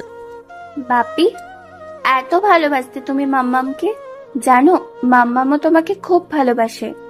এখনো তোমার এই ডায়েরিটা না জড়িয়ে ধরে রাতে ঘুমোতেই পারে না। আমি অনেক চেষ্টা করেছি, মাম্মাম আমাকে ডায়েরিটা ছুঁতেও দেয়নি। বলেছে অন্যের ডায়েরিতে হাত দেওয়া উচিত নয়। আজ মাম্মামকে লুকিয়ে পড়েছি, তার জন্য তবা। তুমি সত্যিই খুব ভালো বাপি। আজ মনে হচ্ছে এই ডায়েরির প্রতিটা পাতার ভাজে ভাজে আমার বাপি মিশে আছে। জানো বাপি, যখন আমি প্রাইমারিতে পড়তাম তখন স্কুল ছুটি হলে সবার বাবা তাদের নিতে আসতো, আর আমার তখন তোমাকে খুব মনে পড়তো। হাই স্কুলে প্যারেন্টস ডেতে বাবা মাকে নিয়ে টিচার্সরা মিটিং করতো, সবাই তাদের বাবা মাকে সাথে করে আনতো। আমার ওদেরকে বাবার আদর খেতে দেখে তখন খুব মন খারাপ হতো। আজ আমি কলেজ পেরিয়ে ভার্সিটিতে উঠেছি, অনেক বড় হয়ে গেছি, তবুও মাম্মাম বলে আমি নাকি এখনো শিশু। মামুনি ভার্সিটির প্রথম দিনে লেট হয়ে যাবে, তাড়াতাড়ি আসো। আয়াতকে ডাকছে তার মা। আসছি মাম্মাম, নিকাবটা বাদলেই হয়ে যায়। মাম্মাম, আমি রেডি। পিছনের থেকে জড়িয়ে ধরে আয়াত তার মাকে বলল, এই তো সোনা মেয়ে আমার, সাবধানে যাবে, আর কারোর সাথে দুষ্টুমি করবে না কিন্তু, একদম লক্ষ্মী মেয়ের মতন থাকবে। আয়াতের মাথায় হাত রেখে বলে, মাম্মাম, আজ আমার বাপিকে খুব মনে পড়ছে। আমাকে একটাবার বাবির ছবি দেখাবে? কথাটা শুনে আরিয়ার বুকের ভেতরটা ব্যথায় চিনচিন করে ওঠে। ও চায় না আয়াত তার বাবার সত্যিটা জানুক। তোমার বাপি বেঁচে নেই, তুমি জানো তো। মৃত ব্যক্তির ছবি দেখতে হয় না, তাই তোমার বাপিরও কোনো ছবি আমি রাখিনি বলে বোঝায় আয়াতকে। সরি মাম্মাম, তোমাকে বাপির কথা মনে করিয়ে খুব কষ্ট দিয়ে ফেললাম। এই প্রমিস, আর কখনো এমনটা করবো না। দাদু ভাই, কতক্ষণ বাইরে দাঁড়িয়ে থাকবো? তাড়াতাড়ি এসো, তোমাকে ভার্সিটি ছেড়ে দিয়ে যে আমাকে ফ্যাক্টরি যেতে হবে। আয়াতের দাদু বলল, হ্যাঁ হ্যাঁ যাবে দাদু ভাই। তোমার দাদু সেই কতক্ষণ হলো রিক্সা নিয়ে দাঁড়িয়ে আছে বাইরে। আয়াতের দাদি কথাটি বলে আয়াতকে সাথে নিয়ে এগিয়ে যেতে গেল। আয়াত চলে যাওয়ার পরই আরিয়া দৌড়ে নিজের ঘরে গিয়ে দরজাটা বন্ধ করে দেয় আর আবিরের ডায়েরিটা নিজের বাহুতে চেপে ধরে চিৎকার করে কাঁদতে থাকে। আমরা রাখিনি কেন আবির? কেন এমনটা করলে আমার সাথে? আজ আমি চাইলেও তোমার মেয়েকে সত্যিটা বলতে পারছি না। আমি চাই না তোমার মেয়ে তোমাকে ঘৃণা করুক, হোক না তোমার ডায়েরির প্রত্যেকটা আবেগ মিথ্যা। তবুও আমি তো শুধু তোমায় ভালোবেসেছি আর তোমার এই ডায়েরির আবেগ মাখা শব্দ চয়নগুলো বিশ্বাস করতে চেয়েছি। তুমি খুব ভালো থাকো, তুমি সুখী থাকলেই যে আমি সুখী। রিকশার বুট ফেলে দীর্ঘ একটা শ্বাস নিয়ে, জানো দাদু, রিকশায় ওঠার মজাটাই আলাদা। প্রকৃতির ঠান্ডা স্নিগ্ধ বাতাস আর একটা শান্তির তৃপ্তি প্রশ্বাস যা তুমি ওসব দামি গাড়িতে খুঁজে পাবে না। ঠিক বলেছো দাদু ভাই, তুমি না হলে আমি এসব জানতেই পারতাম না। তোমার দাদি তো কখনো এসব বুঝতে চায় না, তার কাছে সব বুড়ো বয়সে হ্যাংলামোপনা। তুমি আছো বলেই না এত কিছু উপলব্ধি করি। দাদি, আর তুমি এত ঝগড়া কেন করো বলো তো? ওটা ঝগড়া না তো দাদু ভাই, ওটা তো আমাদের টুনাটুনির ভালোবাসা। সে তুমি চাই বলো, দাদির থেকে কিন্তু আমি বেশি স্মার্ট। রিক্সা এসে ভার্সিটির সামনে দাঁড়ালো। তো দাদু ভাই, তোমাকে কখন নিয়ে আসবো আমি? সে আমি তোমাকে ক্লাস শেষে ফোন করে জানিয়ে দেব। রিক্সা থেকে নেমে ভার্সিটির ভেতরে যেতে যেতে বলে গেল দাদুকে। আয়াত ভার্সিটির ভেতরে ঢুকেই দু একজনের কাছে ক্লাস কোথায় জিজ্ঞেস করে যেই ক্লাসে ঢুকতে যাবে দূর থেকে খেয়াল করলো সিনিয়ররা জুনিয়রদের সাথে র্যাগিং করছে। লাবণ্য হচ্ছে র্যাগিং মাস্টার, সাথে তার চেলাপালারাও আছে। নেহাল, রাজ, টমি, মোনা, টিনা এরা একটি ছেলেকে ধরে হাতে ফুল ধরিয়ে দিয়ে বলেছে লাবণ্যকে প্রপোজ করতে। আর লাবণ্য ক্লাসরুমের সামনে একটি বেঞ্চের উপর বসে পায়ের উপর পা তুলে পায়ের পাতা নাচাচ্ছে। দূর থেকে দেখে বুঝতে পারছে আয়াত মেয়েগুলোর মধ্যে কোনো পোশাক আশাকের ধরন নাই, পরনে শর্টকাট, স্কার্ট আর ছোট ছোট টপস। লাবণ্য চোখে একটা ব্ল্যাক অ্যান্ড হোয়াইট সানগ্লাস আর মাথায় লেয়ার কাট, চুলগুলো উঁচু করে ঝুঁটি বেঁধে রাখা, ঝুঁটির নিচের অর্ধেকটা আবার নীলচে কালার করা। কথা বলছে যেভাবে বডি হেলিয়ে দুলিয়ে মনে হচ্ছে যেন মাথার ঝুঁটিটা ঘাড়ের এপাশ থেকে ওপাশে গিয়ে পড়ছে। বেচারা ছেলেটার নাজেহাল অবস্থা, সে আর পালাবে কোথায়? পাঁচজনে যে ঘিরে রেখেছে। কি হলো, যা প্রপোজ কর। দেখছিস না লাবু সেই কখন থেকে বসে আছে? মোনা বলল ছেলেটাকে। ছেলেটা হাঁটু গেড়ে বসে দুই হাত জোড় করে অনুরোধ করছে ওদেরকে। দেখ কি বলে, বড় আপু বলে নাকি প্রপোজ করা যাবে না। তাড়াতাড়ি প্রপোজ কর বলছি, তোর পর আমাদের আরো অনেককে স্বাগত জানাতে হবে। রোজ ছেলেটির শার্টের কলার চেপে ধরে বলল কথাটা। আয়াত আর একটু এগিয়ে খেয়াল করলো ক্লাসরুমের সামনে আরো অনেক স্টুডেন্ট লাইন দিয়ে দাঁড়িয়ে আছে। আয়াত বুঝতে পেরেছে এরা সবাই হয়তো নবাগত স্টুডেন্ট, সবাইকে হেনস্থা করার জন্য ওরা লাইনে দাঁড় করিয়েছে। এক একজনের থেকে মজা নেই তাই ছাড়ছে।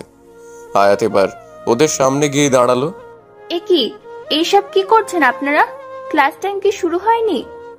ওরা সবাই আয়াতের কথা শুনে পা থেকে মাথা পর্যন্ত তাকিয়ে দেখে। এ কি রে দোস্ত, আমাদের ভার্সিটিতে ভূত আসছে? টমি গিয়ে টিনার পিছনে লুকায়, কথাটি বলে। কি হচ্ছে এটা কি টমি, দেখছিস তো মানুষ? লাবণ্য কথাটি বলে এবার বেঞ্চ থেকে উঠে দাঁড়ালো। আপনি কি খালাম্মা? আয়াতকে প্রশ্ন করলো লাবণ্য। জি, আমি আয়াত, কলেজে আজ আমার প্রথম দিন। আয়াত আর কিছু বলার আগে সবাই মিলে জোরে হেসে দিল। এ দেখ দেখ, খালামারা ভার্সিটিতে পড়তে আসে। লাবণ্য বলল। আয়াত গম্ভীর ভাবে বলল, দেখুন আমি মোটেই খালাম্মা নই। তাই বুঝি? তাহলে এমন ঢোলা ঢালা বোরখা আর এইসব হাত মোজা পা মোজা এগুলো কি? এইসব বুঝি এখনকার নিউ ফ্যাশন? লাবণ্য বলছে আর ওর চেলাপেলারা হেসে লুটোপুটি খাচ্ছে। দেখুন আমি আপনাদের মতো আল্ট্রা মডার্ন না, আমি আমার মায়ের শিক্ষায় বড় হয়েছি। যেটাকে আপনি ঢোলা ঢোলা বোরখা বলছেন সেটাকে ইসলামের দৃষ্টিতে অনেক সম্মান এবং মর্যাদা দেওয়া হয়েছে। এটাকে পর্দা বলে, যা নারী সৌন্দর্যকে আরো বাড়িয়ে তোলে। এসব তো আপনারা বুঝবেন না, কারণ আপনাদের চোখে ডিজিটাল যুগের চশমা পরে আছেন। আমি পর্দা করি কারণ এই পর্দা আমার রক্ষা কবচ, এই পর্দায় আমার নিরাপত্তা দেয় এবং এই পর্দাই আমার রাসূলের নির্দেশ। আমি আমার রাসূলের নির্দেশ অমান্য করে জাহান্নামে যেতে চাই না। একদমই বলে কথাগুলো আয়াত। তাই বুঝি? আবারও হেসে দেয় সবাই। অনেক কথা জানো তুমি? তারপর সেই ছেলেটার দিকে ঘুরে তাকিয়ে লাবণ্য আবার বলে, তো কি যেন বলছিল ছেলেটা? সিনিয়র আপুকে প্রপোজ করা যাবে না, তাই তো? ঠিক আছে, এই খালাম্মা তো তোরই ক্লাসমেট, নে একে প্রপোজ কর। কি হলো, কর। ধমক দিয়ে বলল। ছেলেটি ভয়ে ভয়ে আয়াতের সামনে এসে দাঁড়ায়। অতিরিক্ত নার্ভাসে ছেলেটির কপাল থেকে ঘাম ঝরছে। যখনই হাতের ফুলটা আয়াতের সামনে এগিয়ে দিল, ছেলেটি পিছনের থেকে কারো মৃদু কণ্ঠের আওয়াজ আসলো। কি হচ্ছে কি এখানে? সবাই হা হয়ে আছে। নেহাল, রোজ, টমি, মোনা, টিনা বলল। লাবণ্য তাকিয়ে শুধু হা হয়ে আছে, মনে মনে বলছে, এত সুন্দর ছেলেটা, wow, so cute, handsome, dashing boy, কি বডি ফিগার, একদম হিরো টাইপ ছেলেটা। একে যদি আমার বয়ফ্রেন্ড বানাতে পারতাম। কথাগুলো বলছে আর মনে মনে গদগদ হচ্ছে। আমি কিছু জিজ্ঞেস করেছি, এখানে কি হচ্ছে? তার আগে বলেন আপনি কে? নেহাল তাকে প্রশ্ন করলো। আমি এখানে নিউ কেমিস্ট্রির টিচার, এখন আমার ক্লাস টাইম, তাই ক্লাস নিতে এসেছি।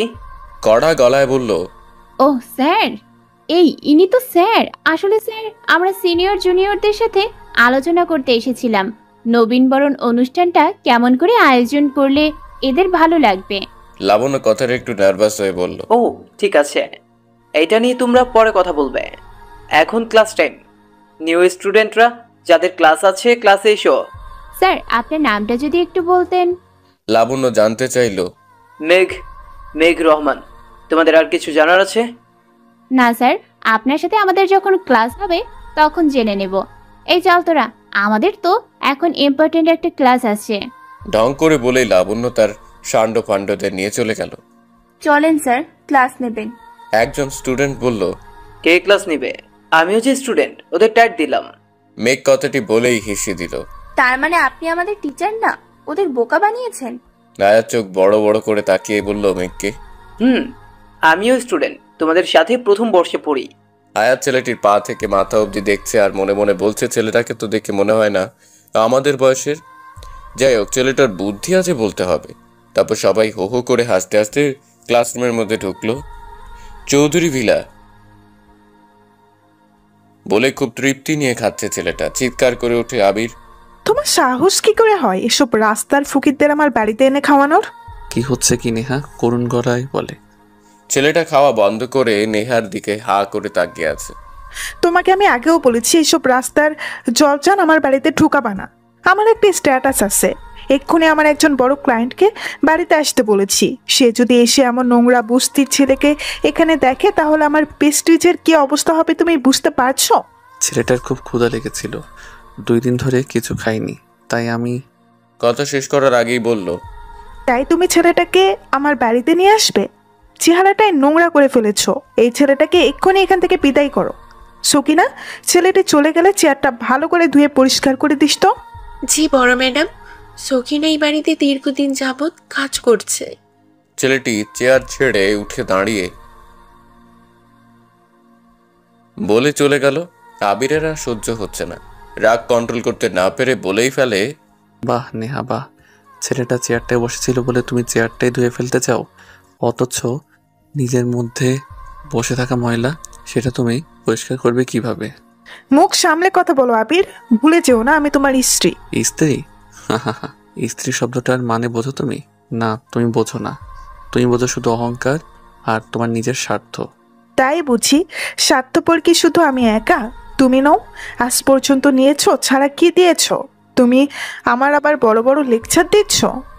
কি দেইনি তোমায় আমি? আমার পরিবার, ভালোবাসা সব ছেড়েছি তোমার জন্য আমি।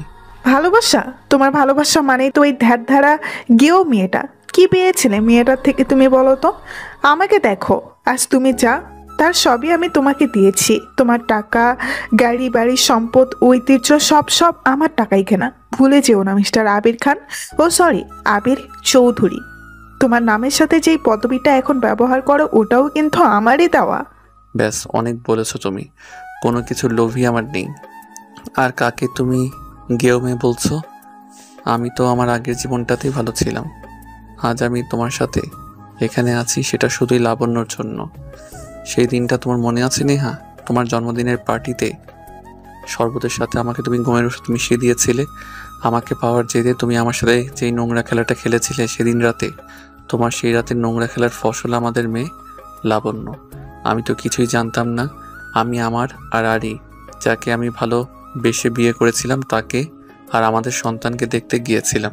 কিন্তু তুমি আমার আগে সেখানে পৌঁছে গিয়েছিলে। 1 বছর বয়সের লাবণ্যকে নিয়ে। আমি তোমাকে বিয়ে করতে চাইনি। আলী বলেছে ইসলামে দ্বিতীয় বিয়ে জায়েজ আছে। আমি তোমায় বিয়ে না করলে লাবণ্য হবে সমাজের অবৈধ সন্তান। তার কথাই আমি তোমায় বিয়ে করেছি। আর তুমি বিয়ের পর নানানভাবে লাবণ্যকে মেরে ফেলার হুমকি দিয়ে আমার পরিবারের কাছ থেকে আমাকে আলাদা করেছো। আমাকে বাধ্য করেছো আমার পরিবারের কাছে ঘৃণার পাত্র হতে। আমি কোনো নোংরা খেলা খেলিনি আবির। আমি তোমাকে ভালোবেসেছিলাম। তোমার অফিসের বস ছিলাম আমি। আমার রূপ সৌন্দর্য সবতেই আমি তোমায় ধরে রাখতে চেয়েছি, কিন্তু তুমি কখনো আমাকে পাত্তা দাওনি। আমি তোমায় আরো আগে পেতাম, কিন্তু যখন বাবার অসুস্থতার জন্য লন্ডনে গিয়ে ভিসার সমস্যায় আটকে পড়ি, আমি নিশ্চিত ছিলাম নেক্সট 5 বছরে আমার অফিস তুমি ছাড়বে না, কারণ তোমার কন্ট্যাক্ট পেপারে সিগনেচার করা ছিল। যদি তুমি জব ছাড়া চেষ্টাও করো তাহলে তোমার জেল হতে পারে। আমি লন্ডনেই তোমার সন্তানকে ভূমিষ্ঠ করি। যখনই ফিরে আসি শুনি তোমার বিয়ে হয়ে গেছে, একটা মেয়েও হয়েছে। তখন আমার খুব কষ্ট হয়, আর তাই তোমাকে নিজের করে নেই। কে চায় সতীনের ঘর করতে? তাছাড়া আমার তো কোনো কিছুর অভাব নেই, তাহলে কেন আমি আমার স্বামীর ভাগ অন্য কারোর সাথে শেয়ার করব? এর জন্য আমি তোমাকে তোমার সব মায়াচাল থেকে দূরে সরিয়ে এনেছি, কিন্তু তার বিনিময়ে তোমাকেও আমি অনেক কিছু দিয়েছি। কিচ্ছু দাওনি তুমি আমায়। তুমি শুধুই আমাকে চেয়েছো, কিন্তু কখনো ভালোবাসতে পারোনি। তুমি তোমার জেদ আর অহংকারে অনেকগুলো জীবনকে নষ্ট করে ফেলেছো, এমনকি নিজের মেয়েটাকেও বিগড়ে দিয়েছো। লাবণ্য বাড়িতে ঢুকছে, হঠাৎই দরজার কাছ থেকে আবিরের শেষের কথাটি শুনে ফেলে। ও ড্যাড, তুমি মমের সাথে কিভাবে কথা বলছো? চিৎকার দিয়ে বলে, দেখ না লাবু, তখন থেকে তোর ড্যাড আমার সাথে কি খারাপ ব্যবহারটাই না করছে। বলছে আমি নাকি তোকে বিগড়ে দিয়েছি। কাঁদো কাঁদো কণ্ঠে বলছে নেহা। তোমার এসব নাটক বন্ধ করো নেহা। এই নাটকগুলো করেই তুমি আমার চোখে এত নিচে নেমে যাচ্ছ। দেখো ড্যাড, আমার মমের সাথে তুমি এমন ভাবে কথা বলতে পারো না। আর মম, আমার 2 লক্ষ টাকা লাগবে, দাও তো। এত টাকা দিয়ে তুমি কি করবে লাবণ্য? কালই তো তোমার মায়ের থেকে 4 লাখ নিলে, তাই? আবির কথাটা বলে এর আগে দৃষ্টিতে তাকালো লাবণ্যর দিকে। তুমি চুপ করো। আমার টাকা আমার মেয়ে যেভাবে ইচ্ছে হয় খরচ করবে, যত লাগবে তত নেবে। আমার যা আছে সবই তো ওর। লাবণ্যর মাথায় হাত বুলিয়ে বলছে নেহা। বলে এই বয়সে এত টাকা উড়াবে? কখনো জিজ্ঞাসা করেছো তোমার মেয়ে করে কি এত টাকা নিয়ে? না, আমার জানার কোনো প্রয়োজন নেই। আর একটা কথা তুমি শুনে রাখো, আমার মেয়ের ব্যাপারে নাক গলাতে আসবে না। আবিরের মুখের সামনে আঙ্গুল তুলে নেহা কথাটা বলে। আবির নেহার আঙ্গুলটা নামিয়ে দিয়ে, একদিন বুঝবে তুমি নেহা, তুমি কত বড় ভুল করছো, কিন্তু সেদিন খুব দেরি করে ফেলবে। আর তুমি যদি ভেবে থাকো মেয়েকে দিয়ে আমাকে দুর্বল করতে পেরেছো, তাহলে সেটা ভুল ভাবছো। কারণ তুমি এটা বোঝো না, মেয়েটা তোমার সেই চেষ্টাকে কাজে লাগিয়ে নিজের স্বার্থ পূরণ করে। হাজার হোক তোমারই তো মেয়ে, হয়েছেও তোমার মতন, বলেই চলে যায় ওখান থেকে। ওদিকে আয়াত তার দাদুর সাথে ভার্সিটি থেকে বাড়ি ফিরেছে। মাম্মাম, কোথায় তুমি? খুব ক্ষুধা লাগছে, তাড়াতাড়ি এসো না, কিছু খেতে দাও। দাদু ভাই, ভার্সিটির প্রথম দিনটা তোমার কেমন গেল? আয়াতের দাদি একটু মুচকি এসে আয়াতের পাশে বসে জিজ্ঞাসা করলো। আর বলো না দাদি, আসলে আয়াত আজকে সব ঘটনা খুলে বলল তার দাদিকে। কি বলছো কি দাদু ভাই? তাহলে তো ওরা তোমাদের পিছনে আবার লাগবে। আমি কতবার বলেছি মেয়েটা বড় হয়েছে, বিয়ে দিয়ে দিতে, কিন্তু শুনলো না। এরা লেখাপড়া করাবে, যদি কোনো বিপদ আপদ হয় তাহলে সেই দায়িত্ব কে নেবে? আহা রেহানা, তুমি এত চিন্তা কেন করছো? আমাদের দাদুভাই খুবই বুদ্ধিমতী মেয়ে, তুমি অযথাই চিন্তা করছো। ওর কিছু হবে না। ও সব ছেলে মেয়েদের 3 বেলা মেরে সোজা করতে হয়। বাবার টাকায় আশকারা পেয়ে পেয়ে এমন হয়েছে। এমন ভাবে বলছো যেন তুমি ওদের মারার ক্ষমতা রাখো। একটা কথা শুনে রাখো, আমার দাদু ভাইয়ের যদি কিছু হয় তাহলে তোমার খবর আছে। ঠিক আছে, আমার খবর বানিয়ে তুমি টেলিভিশনের পর্দায় দেখিয়ে দিও। কি বললে তুমি? আয়াত দেখছে দাদা দাদির ঝগড়া। থামবে তোমরা? আর দাদি, লেখাপড়াটা আমার স্বপ্ন, আমি কি খারাপ ভাবে চলি বলো? আমি যদি আমার ইসলামে উল্লেখিত নির্দেশগুলো না মেনে চলি, লেখাপড়া করি, তাহলে দোষ কোথায়? তুমি অন্য কারোর আচরণের উপর ভিত্তি করে আমাকে কেন লেখাপড়া ছাড়তে বলছো? কিন্তু দাদু ভাই। কোনো কিন্তু না। এই ছোট্ট একটা বিষয়কে তোমরা এত বড় কেন করছো? দেখছো তো আমার ক্ষুধা লাগছে, মামুনকে বলো না খাবার দিতে। আরিয়া এসে, মামুনি খাবার টেবিলে গুছিয়ে রেখে এসেছি, খাবে চলো। আসলে চোখটা লেগে গিয়েছিল, তাই উঠে রান্না করতে একটু দেরি হয়ে গেল। ঠিক আছে মাম্মাম, চলো। আর তোমরা একটুও ঝগড়া করবে না, এই বলে দিয়ে গেলাম, নইলে তোমাদের সাথে আজ সারাদিন আমার কথা বলা বন্ধ। জানালার গ্রিল ছুঁয়ে দাঁড়িয়ে আছে আবির। আকাশের চাঁদটাকে দেখছে আর নিজের মাঝে জমানো সব কথাগুলো তুলে ধরে মনকে প্রশান্ত করছে।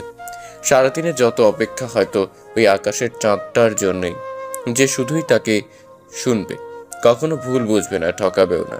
আর এভাবেই তার জীবনের এতগুলো বছর পার হয়েছে। ওদিকে আরিয়া গভীর রাতে তাহাজ্জুদের সিজদার মাঝে লুটিয়ে পড়ে নিজের সকল দুঃখ, কষ্ট আর বেদনা জমা করে রাখছে। স্রষ্টার দরবারে নিজেকে সমর্পণ করছে। কে জানে অপর পাশের মানুষটা কেমন আছে, হয়তো ভালোই থাকবে। আচ্ছা মাম্মাম, তোমরা তাহাজ্জুদের সিজদাগুলো এত লম্বা হয় কেন? আয়া তার মাম্মামকে জিজ্ঞাসা করছে। কারণ সিজদায় আল্লাহ রাব্বুল আলামিন আমাদের অতি নিকটে থাকে। তাহলে তো যে কোনো নামাজের সিজদায় আমরা আল্লাহ রাব্বুল আলামিনের অতি নিকটে সাক্ষাৎ পেতে পারি। হ্যাঁ মামুনি, তবে তাহাজ্জুদের নামাজের ফজিলত অত্যন্ত বেশি। যারা তাদের রবের জন্য সিজদারত ও দণ্ডায়মান হয়ে রাত্রি যাপন করে, অর্থাৎ তাহাজ্জুদের নামাজ আদায় করে তাদের অবিচ্ছিন্ন আকাঙ্ক্ষাকে এই ইবাদতের ওসিলায় মাহকাম মাহবুদের পৌঁছে দেয়। তাহলে তো আমরা যা কিছু ইচ্ছা নির্দ্বিধায় নামাজে চাইতে পারবো রবের নিকটে। হ্যাঁ পারবে, তবে সেটা তোমার জন্য হালাল আর বৈধ হতে হবে। কথা বলতে বলতে ফজরের আজান দিয়ে দিল। দুজনের নামাজ পড়া শেষ। আয়াত এখন কোরআন তেলাওয়াত করছে। আরিয়া আয়াতের পাশে বসে মেয়ের কোরআন তেলাওয়াত শুনছে আর সকালে রুটি বেলছে। চৌধুরী ভিলায় ঘড়ির কাঁটায় সকাল 6টা। লাবণ্য লাউডস্পিকারে মিউজিক ছেড়ে দিয়ে রেডি হয়ে ডিজে গান ড্যান্স করতে করতে মায়ের রুমে আসে। কারণ প্রতিদিন সকালে নেহা আর লাবণ্য মর্নিং ওয়াকে যায়। ওহ মম, এখনো ঘুমাচ্ছ তুমি? এই দেখো আমি রেডি, তাড়াতাড়ি ওঠো, শরীরকে ফিট রাখতে হবে না? নেহা ঘুম ঘুম চোখে উঠে বসে ব্যাটারিটা হাতে নিয়ে চায়ের কাপে চুমুক দিল। ওহ লাবু মাই বেবি, আর একটু অপেক্ষা করো, আমি রেডি হয়ে আসছি বলে চায়ের কাপটা রেখে ওয়াশরুমে ঢুকে পড়লো। কিছুক্ষণ পর নেহা আর লাবণ্য যখন বাড়ি থেকে বের হবে তখন আবির ফজরের নামাজ পড়ে তাসবিহ হাতে বাড়িতে ঢুকছে। এত সকালে যখন মা মেয়ে ঘুম থেকে উঠেই পড়েছ, তখন ফজরের নামাজটা পড়ে নিলে কি হয়? নেহার কানে হেডফোন থাকায় আবিরের কথাটা শুনতে পায়নি, নইয়ে কুরুক্ষেত্র লেগে যেত। লাবণ্য শুনতে পেয়ে পিছনে ঘুরে তাকিয়ে আবিরের সামনে এসে বলল, ওহো ড্যাড, তুমি যেটা করছো করো না, আমাদের ব্যাপারে কেন নাক গলাতে আসো? তুমি তোমার নামাজ নিয়ে জান্নাতে যাও কেমন, আর আমরা আমাদেরটা বুঝবো। আবির কিছু বলতে যাবে তার আগেই লাবণ্য চলে যায়। আবির ভাবে তার কি আর কিচ্ছু করার নেই। অসহায় হয়ে পকেট থেকে সেলফোনটা বের করে মেঘকে ফোন দেয়। আসসালামু আলাইকুম আঙ্কেল। ওয়ালাইকুম আসসালাম। মেঘ, তোমাকে আমি যেটা বলেছিলাম সেটা মনে আছে তো? হ্যাঁ আঙ্কেল, আপনি নিশ্চিত থাকুন, আপনার বাঁকা মেয়েকে কিভাবে সোজা করতে হয় সেটা আমার উপর ছেড়ে দিন। আপনি আমার বাবার বেস্ট ফ্রেন্ড। বাবা মৃত্যুর আগে মাকে বলে গিয়েছিল আপনার মেয়ের সাথে আমার বিয়ে দিবে। আমি আমেরিকা থেকে লেখাপড়া শেষ করে আসার পর মায়ের কাছে কথাটা জানতে পারি। আপনার মেয়ের সাথে দেখা করতে চাচ্ছিলাম, কিন্তু আপনি বলেছেন আপনার মেয়ে একদম আলাদা, তাই তাকে সোজা করতে তার ভার্সিটিতে আমি অ্যাডমিশন নিয়েছি। তবে দেখবেন আপনার মেয়েকে আমি সোজা পথে এনে ছাড়ব। তাই যেন হয় বাবা, আমার মেয়েটা যে একদম ওর মায়ের মতো হয়েছে। আল্লাহ যেন তোমায় ওকে সোজা পথে আনার কাজে সহায়তা করে। আচ্ছা আঙ্কেল, আমার এখন একটা মিটিংয়ে যেতে হবে। সারাদিন ভার্সিটিতে থাকবো, তাই অফিসে যেতে পারবো না। এই জন্য এখন মিটিংটা অ্যাটেন্ড করতেই হবে। পরে কথা বলবো। আল্লাহ হাফেজ। আল্লাহ হাফেজ। সময়টা সকাল 10:45-এর কাছাকাছি। ভার্সিটিতে মেঘ ক্লাসে ঢুকতে যাবে তখনই মানকি টুপি পরা 3টা ছেলে এসে মেঘের নাকের কাছে একটি রুমাল ধরে আর মেঘ অজ্ঞান হয়ে যায়। তারপর মেঘের হাত পা বেঁধে কালো কাপড় দিয়ে মুখটা ঢেকে দেয়। ছেলেটা 3টা মেঘকে একটা ফাঁকা রুমের দিকে নিয়ে যাচ্ছে। আয়া দূর থেকে ব্যাপারটা দেখে এগিয়ে আসে বিষয়টা কি বুঝতে। লাবণ্য ছেলেটাকে ধরে এনেছিস, কালকে আমাদের সাথে যেটা করেছে তার শাস্তি ওকে দেওয়া লাগবে বলেই নিহাল মুখ থেকে নিজের মাংকিটা খুলে ফেলে। আয়াত রুমের বন্ধ জানালাটা একটু ফাঁক করে বাইরে থেকে ব্যাপারটা দেখে চমকে যায়। বল, লাবুয়ের সাথে কি করতে চাস তুই? বলে এবার তুমি মানকি খেলে। আয়াত ব্যাপারটা দেখছে কিন্তু বুঝতে পারছে না কালো কাপড়ে মোড়ানো মুখের ছেলেটাকে, যাকে এরা এভাবে ধরে এনেছে। আরে কি আর করবি, ওর মুখে কালি মাখিয়ে পুরো ভার্সিটি আজ ঘুরাবি লাবু। এতে এন্টারটেইনমেন্ট হবে আর সব স্টুডেন্টরা ফ্রিতে ভর্তিও নিতে পারবে। ঠিক বলছি না লাবু? বলেই রোজ নিজের মুখ থেকে মানকিটা খুলে ফেলে। দশ সেটা প্রোজেক্টটা ফিল্ড নয় যে তোকে এসব ফালতু আইডিয়া চলবে, এতে প্রিন্সিপাল জানবে আমাদের ক্ষতি হবে। ভালো কিছু বা কি করা যায় ছেলেটাকে নিয়ে। নেহাল রোজকে বলল। লাবণ্য এতক্ষণ এদের কথাগুলো শুনছিল বেঞ্চের উপর বসে, এবার মুখ খুলল। দেখ তোরা এই ছেলেটাকে ছেড়ে দে, এত কিউট আর হ্যান্ডসাম ছেলেটাকে খারাপ লাগছে শাস্তি দিতে। তোর মাথা ঠিক আছে লাবণ্য? কি সব যাতা বলতেছিস? কত কষ্টে ছেলেটাকে সবার চোখে এড়িয়ে এখানে এনেছি জানিস? নেহাল লাবণ্যকে কথাটা বলে উল্টো দিক ঘুরে তাকালো। নেহাল ঘুরে তাকাতেই জানালার কাছ থেকে আয়াত সরে যেতে চাইলো, আর জানালাটা দপ করে শব্দ হয়ে উঠল।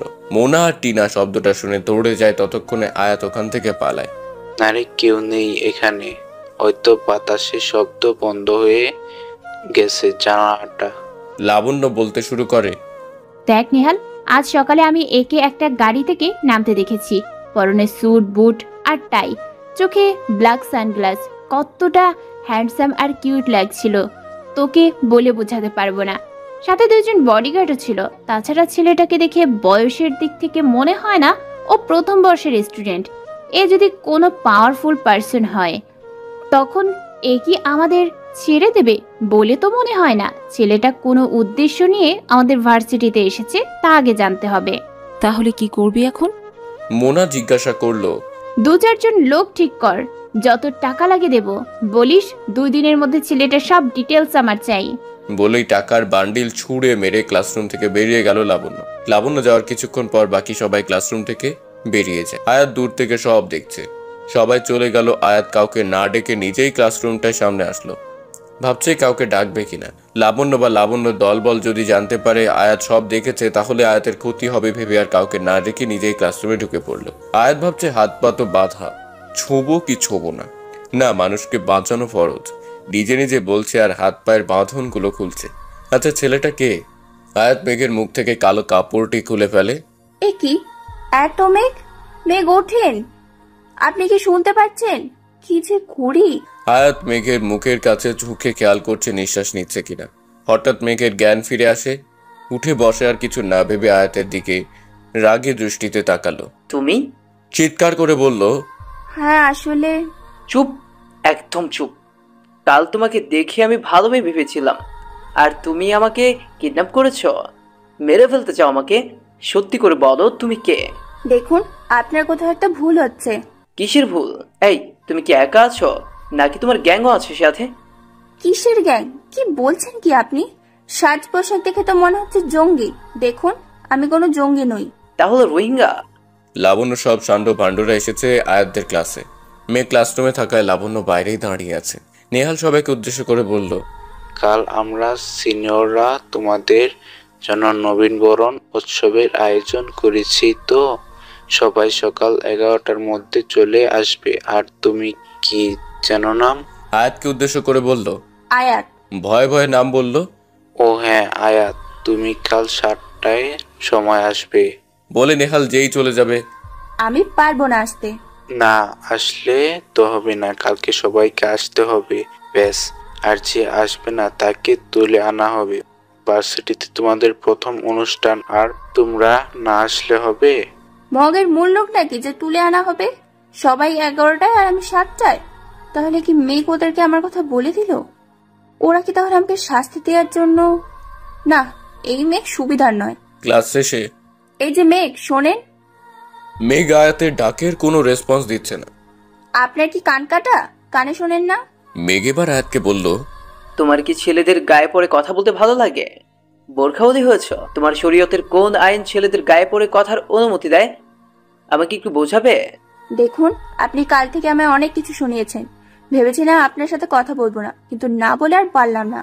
আজ আমি আপনার জন্য এত বড় একটা বিপদে পড়েছি। মেঘ ভ্রু কুঁচকে, আমি আবার কি করলাম তোমাকে? ওনাদেরকে কি আপনাকে আপনার নামটা না বললে হতো না? দেখলেন তো আমাকে সকাল 7টায় আসতে বললো। ও এই কথা, ঠিক আছে চলো এসো।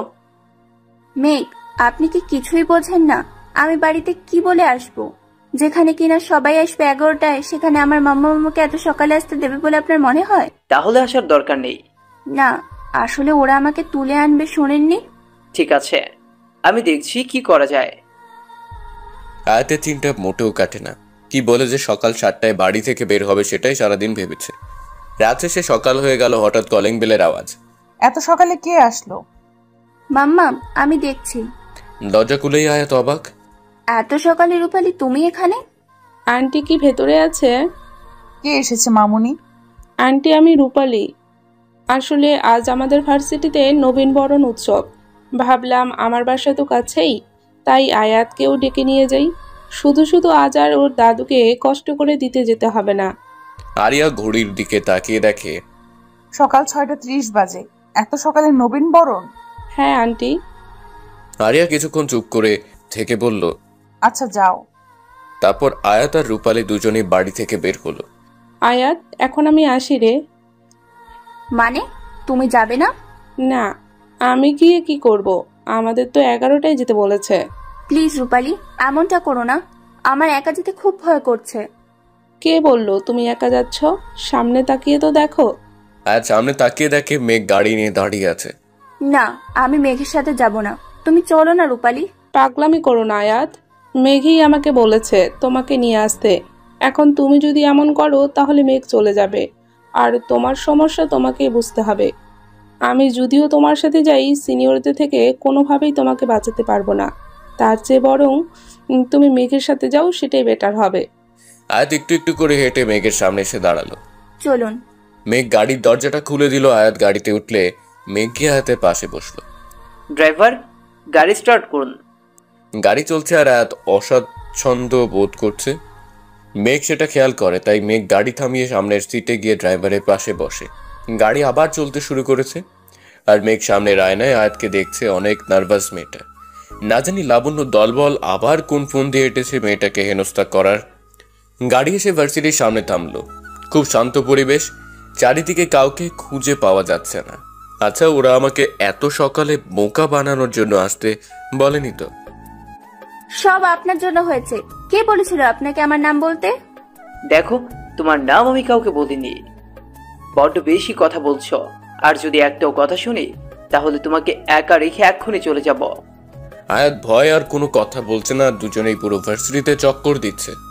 অডিটোরিয়াম রুমটার সামনে এসে অডিটোরিয়াম রুমটা খোলা আছে, চলো বলেই মেঘ রুমের মধ্যে যেই এক পা রাখলো, অমনি একটা মোটা দড়ির সাথে মেঘের এক পায়ে গিট লেগে গেল। তারপর সামনে আর এক পা বাড়াতেই দড়িটা টেনে ঘেঁষতে ঘেঁষতে মেঘকে ভেতরের দিকে নিয়ে যায়। আয়াত মেঘের এমন অবস্থা দেখেই দৌড়ে আসে। তার সামনে টেবিলে থাকা একটা কেচি দেখতে পায়। ভাবে কেচিটা দিয়ে মেঘের পায়ের দড়িটা কাটা যাবে। আয়াত তাড়াহুড়ো করে কেচির সাথে যে পাতলা লম্বা সুতোটা বাঁধা আছে তা খেয়াল না করেই সোজা গিয়ে টান দিল, আর উপর থেকে এক বালতি কাঁদা এসে আয়াতের মাথায় পড়লো। আয়াতের বোরকার নেকআপ সব কাঁদায় ভিজে গেছে। আয়াতের এমন কাঁদা মাখা শরীরের নাজেহাল অবস্থা দেখে মেঘ না হেসে পারল। খুব হাসি পাচ্ছে আপনার? আয়াত ভ্যা করে কান্না জুড়ে দিল। তারপর মেঘ আয়াতকে সান্ত্বনা দিচ্ছে। আয়াত অনেক কান্না হয়েছে, এখন থাম। সামান্য কাদাই তো, এতে কান্না করার কি হলো? সামান্য কাদা, তাই না? আপনার গায়ের উপর পড়লে বুঝতেন। ভ্যা করে কান্না করেই যাচ্ছে আয়াত, আর বলছে, এই কাদা মাখা অবস্থা আমি বাড়িতে যাব কিভাবে? রাস্তার মানুষ তো সব হাসবে আমাকে দেখে। আর মাম্মাম, আমার মাম্মামকে কি বলবো? দাদিও জানতে পারলে বলবে লেখাপড়া না করে মেয়েকে বিয়ে দিয়ে দাও। থামো। ধমক দিয়ে বলল মেঘ, কাঁদলে কি সব ঠিক হয়ে যাবে? তার চেয়ে বরং ওয়াশরুমে গিয়ে পরিষ্কার করে নাও। এগুলো ওয়াশরুমে গিয়ে পরিষ্কার করে শুকোবে কখন? 11টা বাজলেই সবাই এসে পড়বে। আমাকে জোকা সেজেই থেকে যেতে হবে সবার সামনে। সবাই হাসবে আমাকে দেখে, যেরকমটা আপনি হাসছিলেন এতক্ষণ। ঠিক আছে, আমি দেখছি কি করা যায়। তুমি গিয়ে ওয়াশরুমে পরিষ্কার হয়ে নাও, আমি এখানে আছি। আয়াত ওয়াশরুমে গিয়ে বোরকা খুলে পরিষ্কার হয়ে বসে কাপড়ের পানি শুকাচ্ছে। 2 ঘন্টা পর মেঘ এসে ওয়াশরুমের দরজা নক করে। আয়াত, দরজাটা খোলো। না। খোলো বলছি।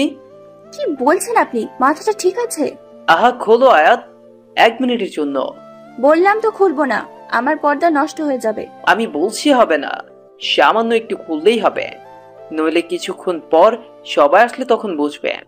দরজা খুলে আপনি কি করবেন? শুধু এই ব্যাগগুলো দিব তোমায়। কিসের ব্যাগ? দেখলেই বুঝতে পারবে। আয়াত ওয়াশরুমের দরজাটা সামান্য একটু খুলে হাত বাড়াতেই মেঘ আয়াতের হাতের পানে চেয়ে রইল। এত সুন্দর ফর্সা হাত, চেহারা না জানি কত সুন্দর। অথচ এই মেয়ে আজকের দিনেও নিজের সৌন্দর্য প্রদর্শন না করে ঢেকে রাখে। কি হলো মেঘ, দেবেন? আয়াতের ডাকে মেঘ তাড়াতাড়ি ব্যাগগুলো আয়াতের হাতের আঙ্গুলে বাঁধিয়ে দেয়। আয়াত আঙ্গুলের মোচড় পেয়ে তাল সামলাতে না পেরে 2 হাত দিয়ে ব্যাগগুলো যেই ধরতে যাবে তখনই দরজাটা খুলে যায় আর মেঘের সামনে আয়াতের মুখ চলে আসে। আয়াত সাথে সাথে ঘুরে ব্যাগগুলো নিয়ে ওয়াশরুমের ভেতর থেকে দরজাটা আবার বন্ধ করে দেয় আর মেঘ আয়াতের মুখটা দেখে সেখানেই থমকে যায়। মনে মনে ভাবে, এই বোরখাওয়ালি আয়াত এত সুন্দর দেখতে। আর ওদিকে আয়াত ওয়াশরুমের দরজার সাথে পিঠ ঠেকিয়ে মনে মনে বলতে থাকে, হে আল্লাহ, আমাকে তুমি ক্ষমা করে দাও, আমি ইচ্ছা করে মেঘের সামনে আসিনি। মেঘ আয়াতের মুখ দেখে নেওয়ায় আয়াত মেঘের সাথে কথা বলতে লজ্জা পাচ্ছে। হঠাৎ মেঘ আয়াতকে ডাকলো। কি হলো, ওখানেই বসে থাকবে নাকি? আয়াত চুপ হয়ে আছে। দেখো, আর কিছুক্ষণের মধ্যেই সবাই চলে আসবে। আয়াত নীরবতা ভেঙে ব্যাগগুলো খুলে খুলে দেখছে আর বলছে, এতগুলো বোরখা দিয়ে আমি কি করব? তাছাড়াও সব আমার সাইজেরও না, কিছু বড় হয়ে যাবে তো কিছু ছোট হয়ে যাবে। আরে সেই জন্যই তো এতগুলো এনেছি। তোমার মাপ তো আমার জানা নেই, যেটাতে ফিটিং হয় সেটা পরে বাইরে এসো। কিছুক্ষণ পর ভালো দেখে একটা বোরখা পরে আয়াত নিজেকে সম্পূর্ণ ঢেকে পরিপূর্ণ পর্দা সহকারে বাইরে আসলো। এবার মেঘেরও আয়াতকে দেখে একটু লজ্জা লজ্জা লাগছে। মেঘ আয়াতকে একটু অপেক্ষা করতে বলে কোথায় যেন চলে গেল। কিছুক্ষণ পর মেঘ আসলে আয়াত জানতে চাইলো, কিন্তু মেঘ বলল না সে কোথায় গিয়েছিল, শুধু বলল সময় হলে ঠিক জানতে পারবে। তারপর দুজনে পুরো ভার্সিটিতে অল্প অল্প করে কথা বলছে আর হাঁটছে।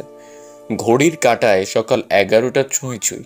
সকলে আসতে শুরু করেছে। মেঘ কাউকে অডিটোরিয়াম রুমে যেতে দিচ্ছে না, বলছে সিনিয়ররা আমাদের জন্য এত সুন্দর করে আয়োজন করেছে, তারাই আগে রুমটা খুলুক, আমরা আর একটু অপেক্ষা করি, না হলে ভালো দেখায় না।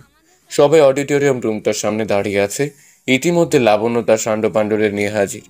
লাবণ্য আয়াতকে হেসে হেসে সবার সাথে কথা বলতে দেখে ভীষণ রেগে যায়। এই মেয়ে, তোমাকে না সকাল 7টায় আসতে বলা হয়েছে? আপু, আমি তো সকাল 7টায় এসেছি। লাবু, ওকে পরে দেখে নেব, আর দেরি করিস না, দরজা খোল। লাবণ্য অডিটোরিয়াম রুমের দরজাটা খুলে ভিতরে যেতে এক বালতি কাঁদা লাবণ্যর মাথায় এসে পড়ে আর লাবণ্যর পুরো শরীর ভিজে যায়। লাবণ্যর এমন অবস্থা দেখে সবাই হেসে দেয়, হাসতে বাকি থাকে না তার সান্ড পাণ্ডুগুলো। লাবণ্য লজ্জায় সেখানেই বসে পড়ে, কিচ্ছু বুঝে উঠতে পারে না কি করবে। আয়াত লাবণ্যর এমন অবস্থা দেখে চিৎকার করে সবাইকে থামতে বলে। সবাইকে বোঝাই তোমরা এভাবে হেসো না, লাবণ্যাপুর জায়গায় তোমরা থাকলে তোমাদের অবস্থাও ঠিক এমনটাই হতো। তারপর দৌড়ে এসে লাবণ্যকে উঠিয়ে দাঁড় করায়। ওয়াশরুমে চলুন আপু, কাদা পরিষ্কার করবেন। আয়াত, তোমার কি বুদ্ধি লোপ পেয়েছে? যে মেয়েটা তোমাকে সবার সামনে অপদস্থ করতে চেয়েছিল, সেই মেয়েটার জন্যই তুমি ভাবছো? তাহলে এটা আপনারই কাজ? ছি মেঘ, ছি, আমি আপনার কাছে এমনটা আশা করিনি। কেউ ইট মারলে কি তাকে পাটকেলটা ছুটতে হবে? কি লাভ পেলেন এমনটা করে?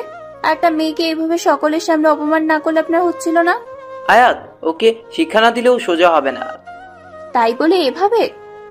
আয়াত হাতটা উঁচু করে মেঘকে থামিয়ে বলল, আপনার থেকে আমি আর কোনো কথাই শুনতে চাই না। তারপর লাবণ্যকে নিয়ে ওয়াশরুমে গিয়ে আয়াত লাবণ্যকে গোসল করে পরিষ্কার করে দেয়। লাবণ্যর সামনে বোরখার ব্যাগগুলো রেখে, আপু, এখান থেকে যে বোরখাটা আপনার ফিটিং হয় সেটা পরে নিন। লাবণ্য বোরখা পরে আয়াতকে জড়িয়ে ধরে। আয়াত, তুমি আমাকে ক্ষমা করে দাও। আজ তো আমার মরে যেতে ইচ্ছে করছিল। যাদেরকে আমার আপন ভেবেছিলাম সেই ফ্রেন্ডটাও আমার এই অবস্থা দেখে হাসলো, আর তুমি কি না? থাক না আপু, যা হয়ে গেছে ভুলে যান, আর নতুন করে সবকিছু শুরু করুন। আর জানেন আপনাকে বোরখাতে কত সুন্দর দেখতে লাগছে। যাদের আপনি বন্ধু ভাবেন তারা কি অনন্তকাল আপনার সাথে থাকবে বলুন? আপনি একটা মেয়ে, আর মেয়েদের সৌন্দর্য সকলের সামনে প্রদর্শন করার জন্য নয়। মেয়েরা যে অতি মূল্যবান সম্পদ, এ দুনিয়া বেশি দিনের জন্য নয় আপু। এখন ফেতনার সময়, বাবা মা পরিবার পরিজন কেউই একদিন থাকবে না। ওই অন্ধকার কবরে থাকবে না কোনো বন্ধু বান্ধব। আপনাকে ওই দিনটার জন্যই নিজেকে গোছাতে হবে। ঠিক বলেছ আয়াত, আজ থেকে আমি সব খারাপ কাজ থেকে ছেড়ে দেব। আল্লাহ আপনাকে সেই তৌফিক দান করুক। আয়াত লাবণ্যকে নিয়ে ওয়াশরুমের বাইরে আসলো। সবাই লাবণ্য দিকে হা হয়ে তাকিয়ে আছে। যারা আপাদমস্তক বোরখার আবরণে ঢাকা লাবণ্য সান্ড পাণ্ডুরাও নিজের চোখকে বিশ্বাস করতে পারছে না। এটা কি সেই লাবণ্য? উৎসব জমে উঠেছে, কেউ নাচ করছে, কেউ গান করছে, তো কেউ স্টেজে গিয়ে ফান করছে। আয়াত নাচ গান থেকে একটু দূরেই আছে। মেঘ অনেকবার আয়াতের সাথে কথা বলার চেষ্টা করেছে, কিন্তু আয়াত মেঘকে এড়িয়ে চলছে। এভাবে দুপুর 1টা বেজে গেল। আয়াতের দাদু এসেছে আয়াতকে নিতে। আয়াত চলে যাবে তখনই টমি এসে একটা শরবতের গ্লাস আয়াতের হাতে ধরিয়ে দিল। আয়াত গ্লাসটা রেখে দাদুর কাছে চলে যায় আর এদিকে গ্লাস সামনে থাকায় লাবণ্য ডক করে শরবতটা গিলে নেয় আর মাতলামি শুরু করে। নেহাল প্রচুর রেগে যায়। কি করেছে এটা? টুমি নেচে নেচে উত্তর দেয়, দোস্ত আমি তো এটা আয়াতকে। নেহাল ধুস করে একটা ঘুষি বসিয়ে দেয় টুমির নাক বরাবর। ওদিকে লাবণ্যকে সামলানো কষ্টকর হয়ে পড়েছে। নেশার ঘোরে কি করে যাচ্ছে তার নিজেও জানে না। আয়াত, নেহাল, দাদু আর মেঘ চারজন মিলে মেঘের গাড়িতে করে লাবণ্যকে বাড়ি পৌঁছাতে যায়। নেহাল রাস্তায় আজকের পুরো ঘটনা দাদুকে খুলে বলে আর আয়াতের কাছে ক্ষমা চায়। লাবণ্য আয়াতের কাঁধে মাথা রেখে ঢুলে পড়ে। লাবণ্যকে বাড়িতে আনলে সকিনার দরজা খুলে চিৎকার, সাহেব জলদি আহেন, দেখা যান কি কাণ্ড ঘটছে। আবির সকিনার চিৎকার শুনে দৌড়ে আসে। সিঁড়ি দিয়ে নামতে নামতে, কি হয়েছে সকিনা আপা? আবির নিচে নেমে দরজার দিকে তাকাতেই অবাক। আবিরের চোখে আর কিচ্ছু আসছে না, শুধু বাবাকে দেখছে। এত বছর পর তার বাবার সাথে এইভাবে দেখা হবে সে ভাবেনি কখনো। অন্যদিকে আবিরের বাবারও চোখ বেয়ে পানি গড়িয়ে পড়ছে। এ যেন এক নিছক মায়া। আবার তীব্র রাগও বুকের ভেতর পুষে আছে। তোমরা লাবণ্যকে নিয়ে ভেতরে যাও, আমি ওর বাবার সাথে কথা বলছি। বাবা কেমন আছো? কিসের বাবা? কোন বাবা? আমার ছেলে তো 19 বছর আগেই মারা গেছে। প্লিজ বাবা ওভাবে বলো না। কোথায় ছিলে তোমরা? আমি 17 বছর আগে গিয়েছিলাম খুলনায়। যেই বাড়িটাতে আমরা থাকতাম সেখানে তোমাদের কাউকে খুঁজে পাইনি। আমি জানি আমি অনেক বড় অপরাধ করেছি, কিন্তু ক্ষমা চাওয়ার সুযোগটাও তো কখনোই পাইনি বাবা। হাঁটু গেড়ে বসে দুই হাত জোর করে কান্নারত অবস্থায় বলল আবির, অপরাধ করেছো তুমি, পাপ করেছো, পাপ। তোমার মতো পাপী ছেলের আমার প্রয়োজন নেই। আর খুলনা থেকে ঢাকায় আমরা কেন এসেছি সেটা জানার কোনো অধিকার তুমি রাখো না। প্লিজ বাবা ওভাবে বলো না। আমার আরি কেমন আছে? আর আমার মেয়ে, যাকে আমি এইটুকু ছোট থাকতে দেখেছিলাম? তোমার মেয়ে? হাসালে আবির। একটা কথা শুনে রাখো, আয়াত যেন কিছুতেই জানতে না পারে তুমি ওর বাবা। ছোটবেলা থেকে ও জেনে এসেছে ওর বাবা খুব ভালো মানুষ ছিল। বাবা শব্দটার প্রতি একটা সম্মান সৃষ্টি হয়েছে আমার দাদু ভাইয়ের মনে। সেই সম্মানটা তুমি ঘৃণায় পরিণত করে দিও না। আয়াত, আমার মেয়ে আয়াত কোথায়? ও দাদু চলো এখন যাই। হ্যাঁ দাদু ভাই চলো। আবির আয়াতকে পা থেকে মাথা অবধি একবার তাকিয়ে দেখলো। একদম আরবির মতোই হয়েছে। খুব ইচ্ছা করছে মেয়েটাকে একবার জড়িয়ে ধরতে। আয়াত। হ্যাঁ আঙ্কেল, কিছু বলবেন? না, কিছু বলবে না। তুমি চলো তো দাদু ভাই, এমনিতেই অনেক দেরি হয়ে গেছে, তোমার মাম্মাম চিন্তা করবে। আর হ্যাঁ মিস্টার আবির খান, মেয়েকে সুশিক্ষা তো দিতে পারোনি, শুধু দন দৌলতি বাড়িয়েছেন। এখন একটু মেয়েকে নিয়ে ভাবুন। বলেই চলে যায় আয়াতের হাত ধরে টানতে টানতে। আচ্ছা দাদু, আঙ্কেল মনে হয় কিছু বলতে চাচ্ছিল আমাকে। কই, তেমনটা তো আমার মনে হলো না দাদু ভাই। দাদু বল। লাবণ্য চৌধুরীর বাবার নাম আবির খান হয় কিভাবে? সরি দাদু ভাই, আবির চৌধুরী বলতে যাব, তা আসলে আমার গুলিয়ে গিয়েছে। ও আচ্ছা। আয়াতকে ওভাবে নিয়ে যাওয়ায় আবিরের কষ্টে বুকটা ফেটে যাচ্ছে। আবিরকে কাঁদতে দেখে মেঘ এসে সান্ত্বনা দিচ্ছে। মেঘ তখন আবির আর আয়াতের দাদুর বলা সব কথা শুনে নিয়েছে আড়াল থেকে। তাই আবিরের কাছে জানতে চাইলে আবির 19 বছর আগে সব ঘটনায় মেঘকে খুলে বলে। তার মানে আয়াত আপনার মেয়ে আঙ্কেল? হ্যাঁ বাবা হ্যাঁ, আয়াত আমার মেয়ে। কিন্তু ভাগ্যের কি নির্মম পরিহাস দেখো, আজ নিজের মেয়েকে আমি আমার পরিচয় দিতে পারবো না, বলতে পারবো না তুই আমার মেয়ে। আপনি ভাববেন না আঙ্কেল, সব ঠিক হয়ে যাবে। আচ্ছা কি ঠিক হয়ে যাবে আবির? নেহা এতক্ষণ বাড়িতে ছিল না, এইমাত্র বাড়িতে ফিরলো। কই কিছু না তো। আবির চোখের পানিটা মুছে নেয়। এনে কে? একে চিনছো না? আমার বন্ধুর ছেলে, যার কথা তোমাকে বলতাম আমাদের লাবণ্যর জন্য। এই সেই বিজনেসম্যান মিস্টার মেঘ রহমান। কি আপনি বিজনেসম্যান মিস্টার মেঘ রহমান? আপনার সফলতার গল্প কত পড়েছি। আরে আবির, তুমি তো আমাকে আগে বলনি ইনি তোমার সেই বন্ধুর ছেলে। নেহা মনে মনে স্বপ্ন দেখছে। ছেলেটাকে যদি আমাদের লাবুর সাথে বিয়ে দাও তাহলে তার অর্ধেক সম্পত্তি হাতিয়ে নেওয়া যাবে। অন্য একদিন আসবো, আজকে আসি। সে কি বাবা, কিছু খেয়ে গেলে হতো না? না আন্টি, আজ খুব তাড়া আছে, অন্য একদিন। ঘুম ঘুম চোখে তাকাচ্ছে লাবণ্য। একটু উঠে বসতেই মাথাটা ধরেছে। এ কি লাবণ্য, তুই উঠে পড়েছিস? নেহাল কি হয়েছিল আমার? ওর টমিটা তোকে। নেহালের আর কিছু বলার আগেই লাবণ্য সব মনে পড়ে গেল। এইসব আমার প্রাপ্য ছিল। আমি সত্যি খুব খারাপ রে। আজ আমি আমার নিজের সব ভুল বুঝতে পেরেছি। আর কখনো কারো পেছনে লাগবো না। আচ্ছা আমি এখন আসছি, অনেক রাত হয়েছে। কাল ভার্সিটি যাবি? জানি না, কিছুদিন নাও যেতে পারি। ওকে, নিজের যত্ন নিস। বাই। রাত একটা, বিছানায় ছটফট করছে মেঘ, একবার এ পাশ তো একবার ও পাশ। চোখ বন্ধ করলে একটি মুখ বারবার চোখের সামনে ভেসে উঠছে। আয়াত, এই বোরখাউলি আমায় তো ঘুমাতেই দিচ্ছে না। তাহলে কি আমি আয়াতকে, না কি ভাবছি আমি, আমার তো লাবণ্যর সাথে বিয়ে হওয়ার কথা। আয়াতকে ভেবে ভেবেই মেঘের রাতটা পার হয়ে গেছে। ফজরের আজানে মেঘের মা যখন নামাজ পড়তে যায়, অজু করে ঘরের দিকে যেতেই মেঘের ঘরের লাইট অন দেখে এগিয়ে আসে। কি হলো মেঘ, তুই জেগে আছিস? মেঘ গিয়ে মাকে জড়িয়ে ধরে। মা, আমি কি করব বুঝতে পারছি না। কি হয়েছে আমাকে বল। মেঘ আয়াতের বাবার অতীতের সব কথা মাকে খুলে বলে। মা, আবির আঙ্কেলের মেয়ে আয়াত, তাকে ছাড়া যে আমি এক মুহূর্ত ভাবতে পারছি না। এখন আমি কি করব মা, তুমি বলো। আচ্ছা মেঘ, তুই কি কখনো লাবণ্যকে ভালোবাসিস বলেছিস? না মা। তাহলে আর কি, তোর বাবার স্বপ্ন ছিল তার প্রিয় বন্ধুর মেয়ের সাথে তোর বিয়ে দেবে। দেখ, লাবণ্য যেমন তোর আবির আঙ্কেলের মেয়ে, আয়াতও তো তেমনই তোর আবির আঙ্কেলেরই মেয়ে। আয়াতের সাথে তোর বিয়ে হলেও তোর বাবার স্বপ্ন পূরণ হবে। এখন তুই ভেবে দেখ কি করবি। এই কথাটা তো আমার মাথায় আগে আসেনি। তুমি জানো না মা, কত বড় একটা ভুল ডিসিশন নেওয়ার থেকে বাঁচিয়েছো আমায়। এখন একটু ঘুমাতো, চোখ মুখ দেখে বোঝা যাচ্ছে সারা রাত ঘুমাসনি। ভার্সিটিতে মেঘ আয়াতের জন্য অপেক্ষা করেই চলেছে, এখনো আয়াত আসেনি। মন খারাপ করে বসে আছে মেঘ। আচ্ছা, আয়াতকে এখনো আমার উপর রেগে আছে? ও কি আমার সাথে আর কথা বলবে না? না, আয়াত এখনো কেন আসছে না? এখানে বসে কি করছেন আপনি? মেঘ মাথা তুলে আয়াতকে সামনে দেখতে পেয়ে জড়িয়ে ধরলো। আয়াত তো থম হয়ে গেছে, বলা নেই কাওয়া নেই, হুট করে একজন পরপুরুষ এভাবে তাকে জড়িয়ে ধরলো। মেঘ, ছাড়ুন আমাকে। বিশ্বাস করো আয়াত, আগে কখনো এমনটা হয়নি আমার সাথে। কাল সারা রাত তোমার ওই মুখটাই আমার চোখে ভেসেছে। তোমাকে আমি কতটা ভালো। আয়াতের এক ধাক্কায় মেঘ ছিটকে পড়ে। আপনি একটা খারাপ লোক, আমাকে স্পর্শ করেছেন কোন অধিকারে? আয়াত, আমার কথাটা তো শোনো। কি শুনবো আপনার কথা? আপনি একটা নোংরা লোক, নইলে এইভাবে একটা মেয়েকে জড়িয়ে ধরতে পারতেন? এই কিসের নোংরামি? আমি তো তোমাকে ভালোবাসতে চেয়েছি। দেখুন, আপনার এইসব প্রেম ভালোবাসার কথা আমাকে একদম শোনাতে আসবেন না। কেন? ভালোবাসি কি অন্যায়? আপনার কাছে পবিত্র হতে পারে, কিন্তু আমার কাছে এটা এক প্রকার পাপ। আমি এসব বিবাহ পূর্ব ভালোবাসায় আগ্রহী নই। কিন্তু আয়াত, আমি তো তোমাকে। আমি আর কিছুই শুনতে চাই না মেঘ। এখন আমার মুখ থেকে খারাপ কিছু বের হবার আগেই আপনি আমার চোখের সামনে থেকে চলে যান। আয়াত। মেঘ প্লিজ। মেঘ চলে যায়, আয়াত সেথায় বসে রয়। খুব রাগ হচ্ছে, আবার মনের মধ্যে এক অজানা অনুভূতির জানান দিচ্ছে। তখন মেঘের ওইভাবে জড়িয়ে ধরাটা তার জন্য মোটেও প্রস্তুত ছিল না আয়াত।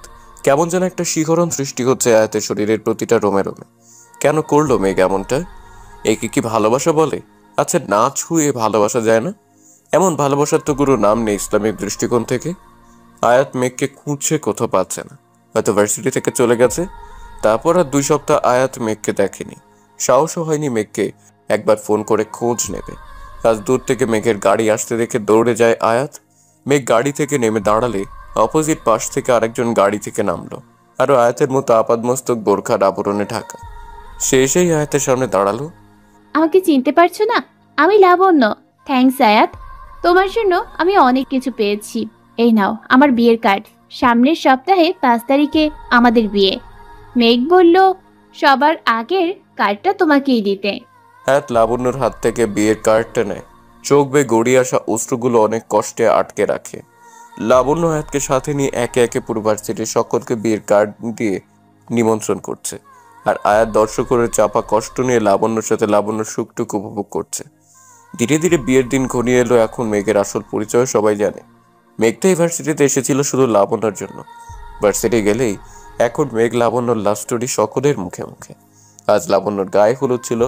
ভার্সিটির সকলে গেলেও আয়াত যায়নি। কাল অবশ্যই যেতে হবে, কাল যে বিয়ে। আজ আবির এসেছে লাবণ্যর বিয়েতে তার পরিবারের সবাইকে নিমন্ত্রণ করতে। আয়াতকে তার দাদু ঘরে যেতে বলে, কিন্তু আয়াত লুকিয়ে তাদের সব কথা শুনে নেয়। অনেক বড় একটা ধাক্কা খায় যখন জানতে পারে আবির তার বাবা। আয়াত কষ্টে ঘরে গিয়ে দরজা বন্ধ করে দেয়। ঘরের সব জিনিসপত্র ভাঙচুর শুরু করে। কেন আমাকে সারা জীবন বলা হয়েছে আমার বাবা মৃত? আয়াত আবিরের ডায়েরিটা হাতে নিয়ে পুড়িয়ে ফেলে। ঘরের ভেতরে জিনিসপত্র ভাঙচুরের আওয়াজ পেয়ে সকলে দৌড়ে আসে। আবির বাইরে থেকে নিজের সমস্ত শক্তি দিয়ে দরজা ভেঙে মেয়েকে এসে জড়িয়ে ধরে। কি করছিস কি মা? আয়াতের সামনে ডায়েরির পাতাগুলো পুড়ে ছাই হয়ে আছে। আয়াতের মা এসে আয়াতের গালে সজোরে থাপ্পড় মারে। কি পড়িয়েছো তুমি এটা? মারো মাম্মাম, আমাকে তুমি যত খুশি মারো, তবুও মাম্মাম এই লোকটাকে আমি বাপে বলে মানতে পারবো না। এই ডায়েরির প্রত্যেকটা কথা মিথ্যা। এই লোকটা সম্পূর্ণ ভুলে ভরা। তোমাকে ঠকিয়েছে এই লোকটা। তুমি এই ডায়েরিটার কোনোদিনও পড়বে না, কখনো এই লোকটার কথা মনে করে কষ্ট পাবে না। আয়াতের দাদা দাদি আবিরকে আয়াতের এমন অবস্থা দেখে অনেক অপমান করে তাড়িয়ে দেয়। অনেকদিন পর আয়াত ভার্সিটিতে আসে। এসে শুনে লাবণ্যর সাথে নেহালের বিয়ে হয়েছে। লাবণ্যর হঠাৎ এত চেঞ্জ হয়ে যাওয়া আর নেহালের লাবণ্যর প্রতি এত কেয়ারিং এতদিনের বন্ধুত্ব ভালোবাসাতে পরিণত হয় মনের অজান্তে। আর মেঘ সেটা জানতে পেরে নেহার ভয়ে প্রকাশ করে না, কারণ নেহার কাছে মেঘ হচ্ছে সোনার ডিম পাড়া হাঁস। তাই মেঘ বিয়ের দিন নিজের জায়গায় নেহালকে বর বেশি বিয়ের আসনে বসিয়ে দেয়। আর মেঘ সে কোথায়? লাবণ্য আর নেহাল আয়াতকে মেঘের কাছে নিয়ে যায়। আয়াতের সামনে মেঘ কান ধরে হাঁটু গেড়ে বসে পড়ে। সরি আয়াত, এটুকু অভিনয় করতেই হলো নেহাল লাবণ্যর জন্য। আয়াত মেঘকে ইশারায় উঠে দাঁড়াতে বলল। মেঘ উঠে দাঁড়ালেই আয়াত মেঘের বুকে কয়েকটা কিল বসিয়ে দেয়। আমাকে কেন বলেননি? সরি বললাম তো। সরি বললি সব ঠিক হয়ে যায়? আমার চোখের পানির বুঝি কোনো মূল্য নেই আপনার কাছে? আচ্ছা ঠিক আছে, আজ মাকে পাঠাবো তোমাদের বাড়িতে বিয়ের প্রস্তাব নিয়ে। মেঘ আয়াতকে আবিরের কথা বলে আবিরের কোনো কথাই আয়াত শুনতে চায়নি। মেঘ বোঝে আবির পরিস্থিতির শিকার হয়ে নেহাকে বিয়ে করেছে শুধুমাত্র লাবণ্যর কথা ভেবে। মেঘের সব কথা শুনে আয়াত আবিরকে বাবা হিসেবে মেনে নেয়। আর তাই আবির এখন তার পরিবারের সাথে থাকে।